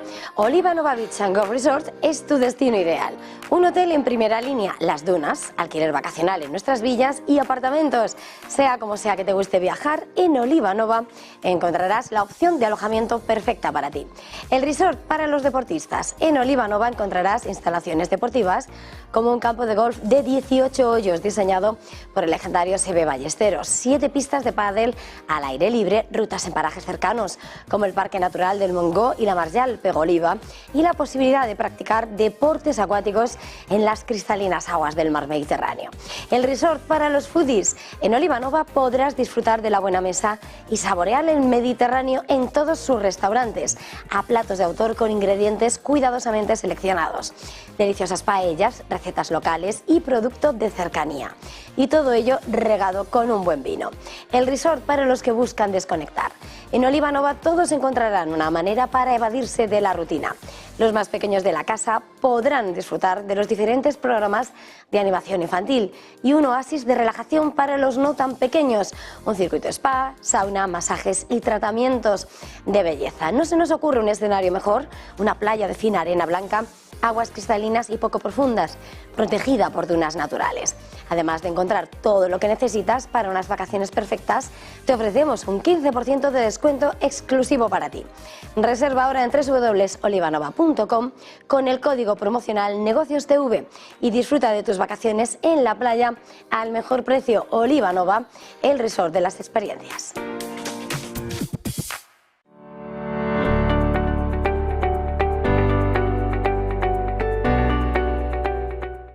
¿Verdad que no saltarías de un avión sin paracaídas? Entonces, ¿por qué alquilas tu inmueble sin garantizar el cobro? Con el nuevo servicio Garantía Indefinida SEAC, tienes garantizado el cobro del alquiler puntualmente. Defensa jurídica, daños por vandalismo y protección antiocupas. Alquila tranquilo, SEAC responde.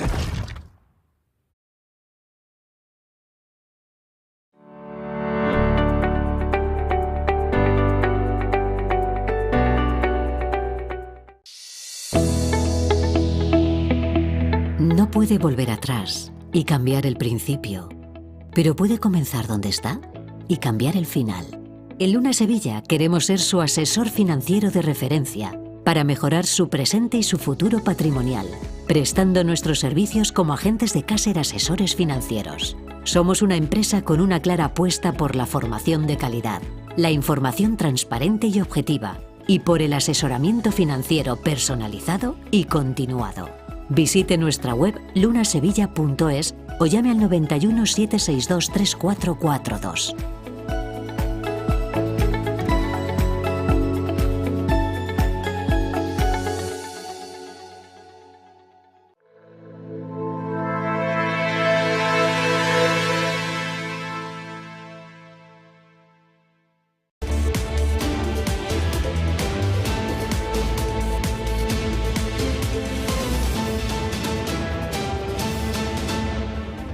Un minuto pasa de la 1 de la tarde. Continuamos en esta edición especial de Negocios Televisión del 7 de octubre, primer aniversario de los ataques sorpresivos y fatídicos de Hamás contra Israel, que derribaron su sistema de defensa antiaérea y que desencadenaban lo que es el conflicto en la Franja de Gaza, la guerra y las tensiones en todo Oriente Medio ahora mismo en medio de la intensificación de los ataques y el riesgo ahora sí de una guerra abierta entre Israel e Irán. En este contexto, Gaza hoy sigue siendo protagonista y el ejército israelí acaba de ordenar la evacuación a los habitantes de Khan Yunis, que evacúe la zona de Gaza tras el lanzamiento de cohetes sobre Tel Aviv. Recordemos que este aniversario ha comenzado con los ataques de esta mañana, de nuevo, sobre la ciudad de Khan Yunis, en el sur de la Franja de Gaza.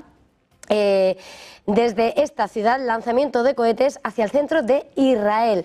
Tras estos ataques, ahora el ejército israelí pide a los civiles palestinos que evacúen la zona humanitaria designada por Israel. Y de hecho, en esta advertencia, el coronel Avichai Adrae, portavoz en lengua árabe de las Fuerzas Armadas israelíes, ha señalado que debido a los actos terroristas de Hamás, van a ser respondidos con fuerza extrema y por lo tanto deben evacuar las áreas inmediatamente y trasladarse al área humanitaria.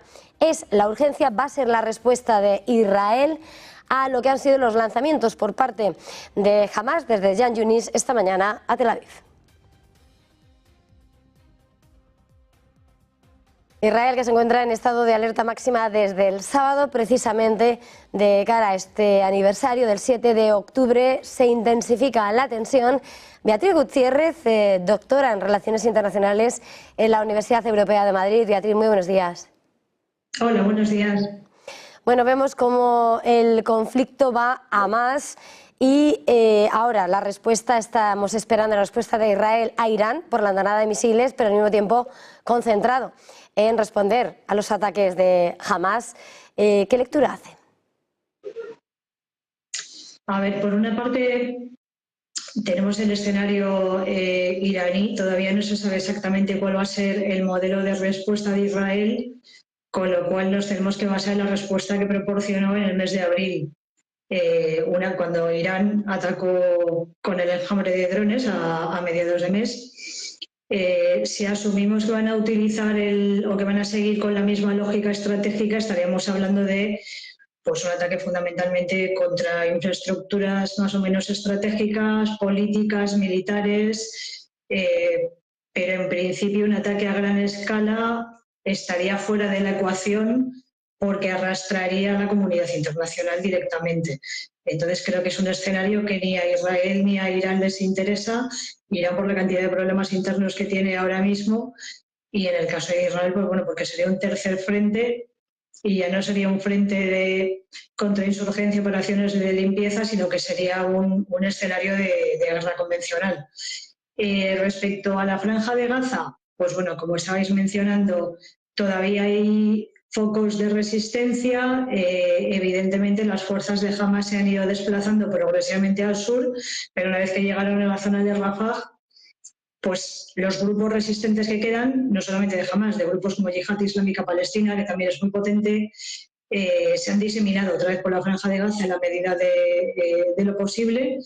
Khan Yunis es una de las zonas calientes desde el inicio del conflicto y ahora pues parece que las operaciones han pasado un poco de Rafah, donde siguen activas, otra vez a Khan Yunis.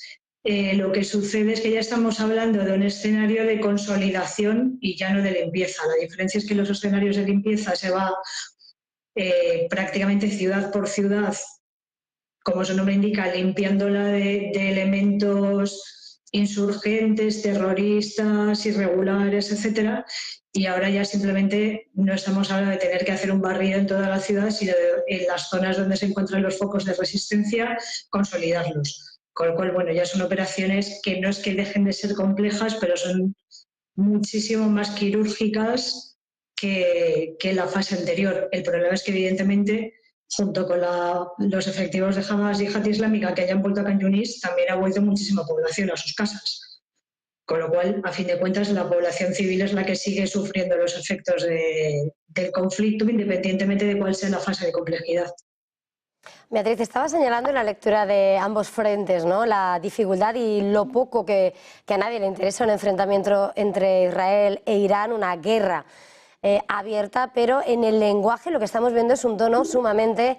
el líder supremo iraní ha dicho destruir como un cáncer a Israel y al mismo tiempo el ministro de Defensa israelí ha señalado en las últimas horas que si Irán vuelve a atacar tienen que esperar ataques como los que han lanzado en Gaza y en Beirut, donde evidentemente los ataques aéreos, y más en las últimas horas en Beirut, son de clara destrucción. No sé hasta qué punto podemos pensar ahora en una respuesta tan moderada como la de abril, en la que algunos decían estos son fuegos artificiales, o si realmente podría darse ese escenario en el que realmente responda a ese tono tan severo realmente que están lanzando. Perdón, es que os oigo muy bajito, muy bajito, muy bajito. Te estaba preguntando, Beatriz, que si realmente podemos esperar una respuesta tan tibia como la de abril, después de haber sufrido el ataque con misiles balísticos y después desde que por un lado al otro hayan hablado de bombardeos como los de Beirut o los de Gaza, o Irán hablando del exterminio, de la necesidad de exterminar a Israel como un cáncer. A ver, yo creo que Irán es un maestro de la retórica. Lo llevan haciendo prácticamente desde el 79, desde que el régimen de los ayatolás toma el poder en Irán. Y en ese sentido juegan un poco con la amenaza, sin que en muchos casos esa amenaza llegue a efecto. Si nos atenemos a los dos ataques que ha lanzado Irán sobre Israel en los últimos meses, el de los drones, el de los misiles, ninguno de los dos ataques ha traspasado las líneas rojas como para vulnerar las defensas antiaéreas israelíes. Es cierto que han contado con apoyo estadounidense, jordano, de Arabia Saudí, etcétera, pero el hecho es que prácticamente no ha habido víctimas e incluso los daños materiales han sido relativamente contenidos. En ese sentido, iría la respuesta proporcional de Israel, porque si no estaríamos, como decía, en un escenario de escalada total. Entonces, pues efectivamente la retórica va por una parte, pero luego por otra parte va la capacidad de disuasión real que tanto Irán como Israel tienen. No podemos olvidar que Irán tiene muchísima más población, pero un ejército mucho menos tecnológicamente avanzado que el israelí. Cuidado, porque el ejército iraní tampoco es desdeñable. Es decir, es un ejército muy bien preparado, muy bien entrenado, con capacidades bastante avanzadas, pero en el caso de Israel, en términos de tecnología, está todavía muchísimo más avanzado. En contrapartida, la población es muchísimo menor y el territorio de Israel también es muchísimo menor. No tiene defensa estratégica como para... defensa en profundidad, perdón, como para poder defender el territorio con la misma efectividad que Irán. Entonces, si tenemos en cuenta estas variables, ninguno de los dos estaría en condiciones de implicarse en un conflicto armado a gran escala sin correr grandes riesgos tanto para el régimen como para la propia población. Luego, en el caso de Irán, por ejemplo, los problemas internos que está sufriendo, pues bueno, toda la contestación social que se viene produciendo aproximadamente como desde 2019, etcétera, tampoco hace que su capacidad de movilización social sea la misma a lo mejor que en Israel, que puede tener muchísimos problemas internos, pero la supervivencia del Estado de Israel está por encima prácticamente de cualquier consideración política. Ese escenario decía, como de alguna manera, esa propia no capacidad para responder a esa defensa absoluta del territorio. Hemos visto cómo en las últimas horas, y después de que este fin de semana Macron pusiera en cuestionamiento y llamase al embargo de no dejar llegar armas a Israel, salía Benjamín Netanyahu diciendo que Irán no va a dejar de financiar ni de equipar esas milicias con las que lleva batallando desde los ataques de Hamas. Finalmente ha suavizado el tono Francia y Estados Unidos ha sido el que ha salido al quite, ¿no?, de Israel con cada uno de los ataques que ha tenido grandes.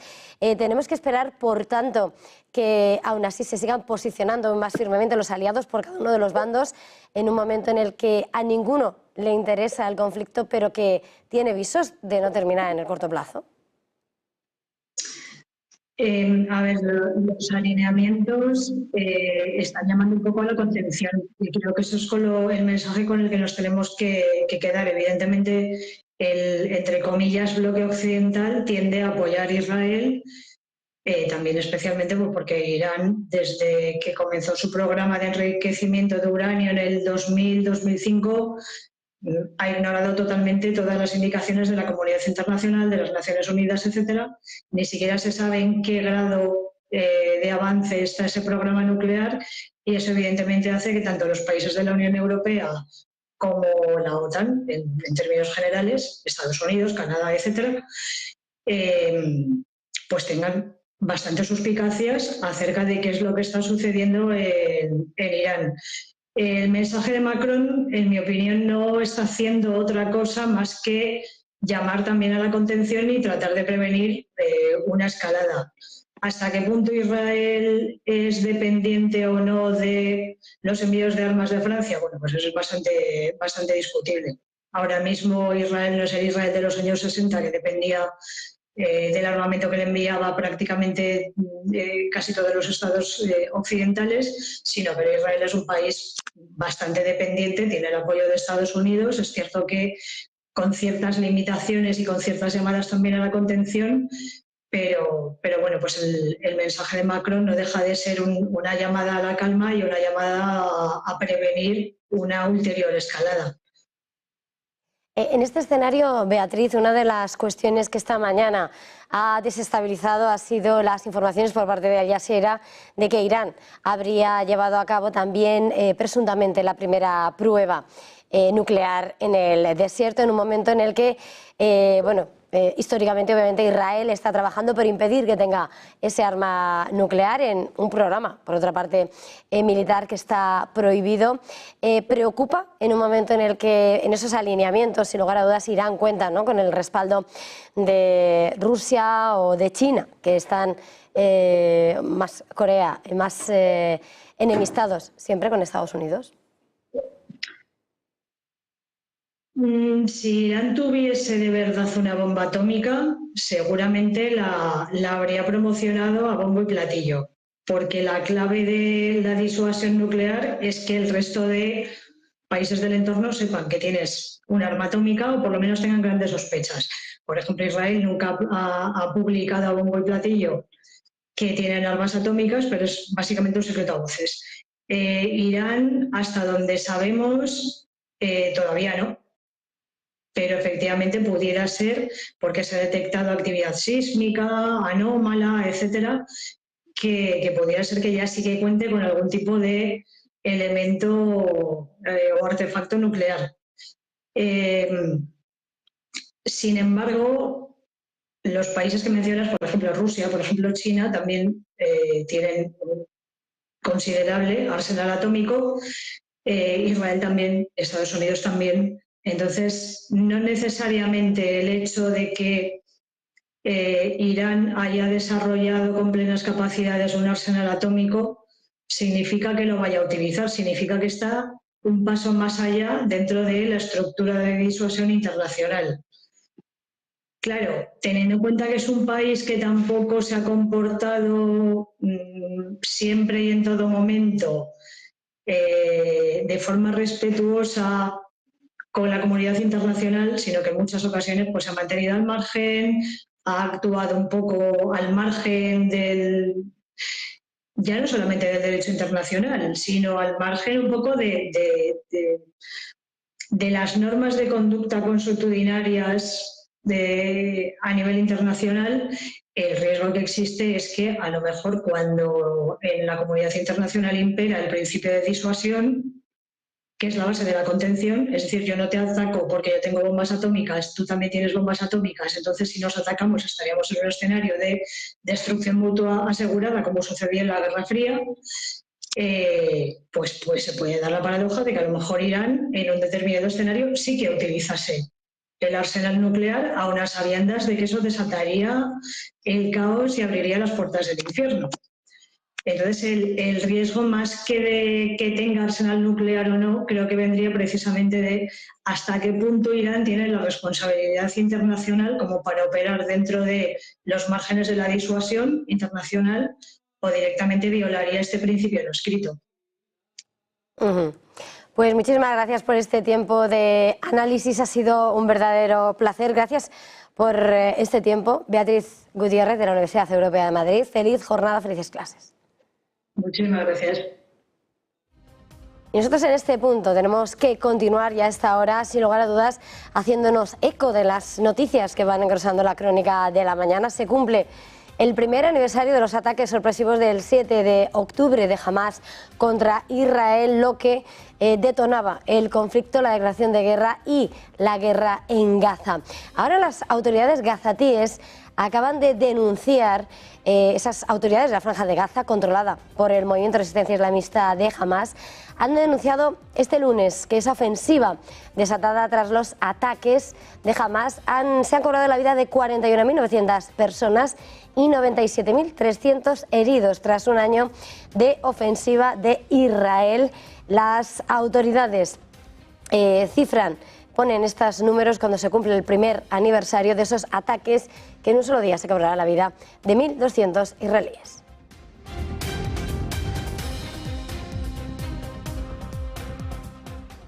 Y en este punto vamos con más análisis, la lectura puesta sin lugar a dudas en ese punto caliente que es Oriente Medio. José Miguel Villarroya, historiador, muy buenos días.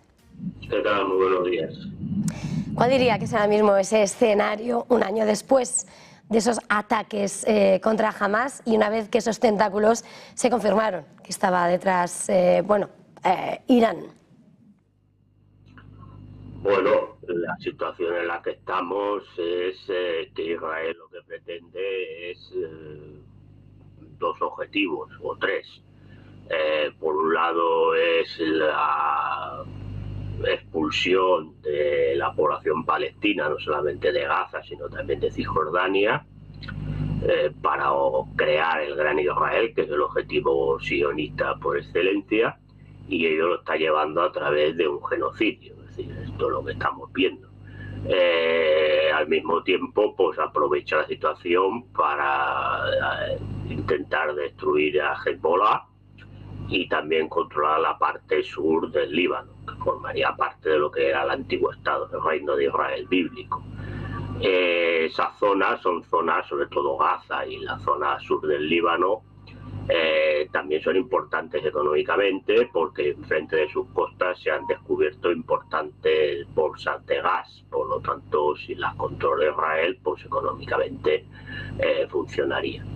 Y después, pues yo creo que ya lo que intenta es acabar con la posible amenaza de Irán, que es el país árabe que mayor problemas le crea, porque es verdaderamente el único que está en contra de él, porque el resto es mucha discurso, pero luego a la hora de la verdad, pues prácticamente mantienen unas relaciones, se podría decir, excelentes con él, y esto es en lo que estamos. Es decir, es aprovechar lo que ocurrió el 7 de octubre, que yo creo que sencillamente es el Pearl Harbor israelí. Es decir, ellos sabían perfectamente que jamás iba a realizar la operación, no hicieron nada por evitarla, y eso les servía de perfecta excusa para hacer lo que están haciendo.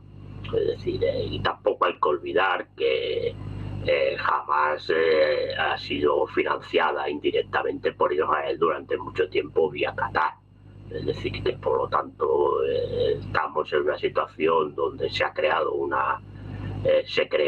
una falsa bandera, una operación de falsa bandera que sirve para justificar todo lo que estamos viendo, porque esos son los objetivos, aparte del objetivo personal de Netanyahu, porque sabe perfectamente que su situación política pues es muy floja por todos los casos de corrupción que tiene en medio.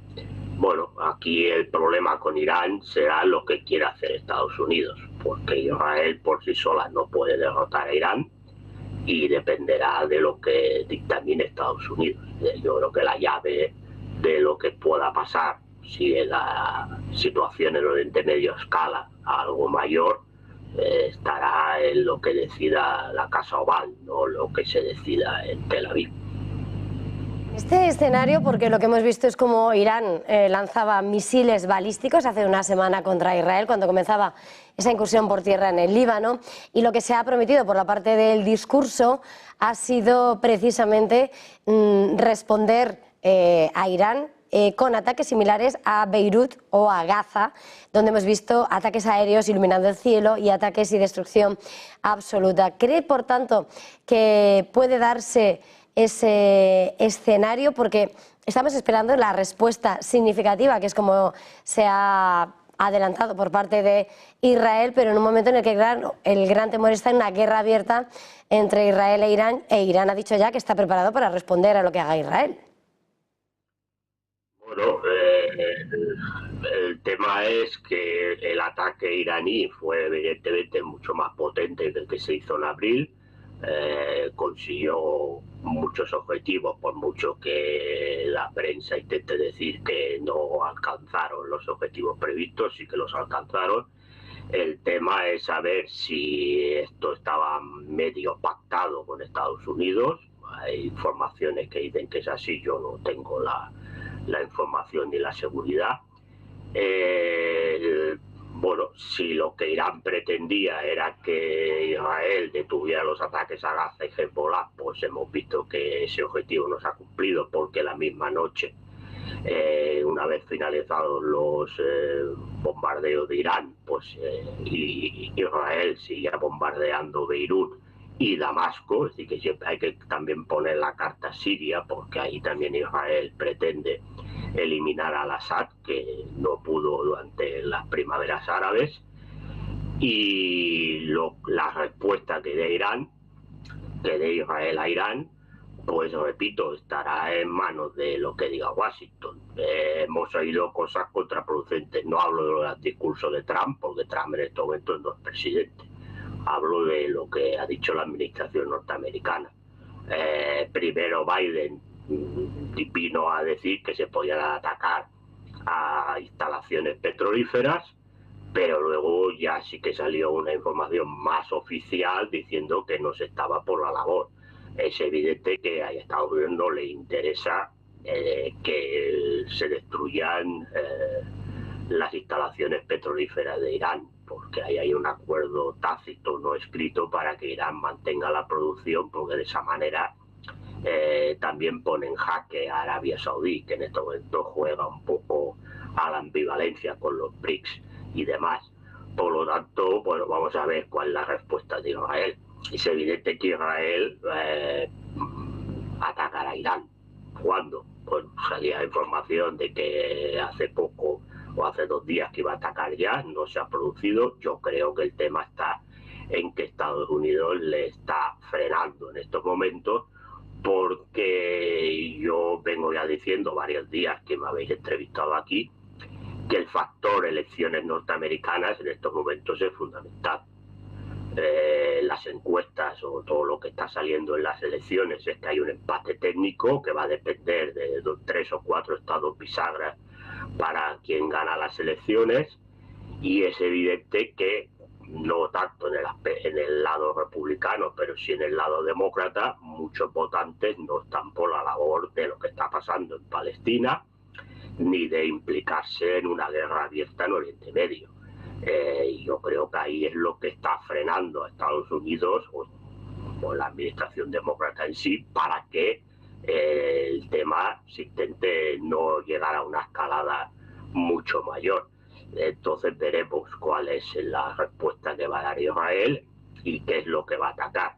El tema está en que ninguno de los dos países tiene frontera en común, por lo tanto no va a haber combates terrestres, porque no pueden llegar uno al otro, y todo se va a dilucidar en bombardeos. El tema es qué es lo que se va a bombardear.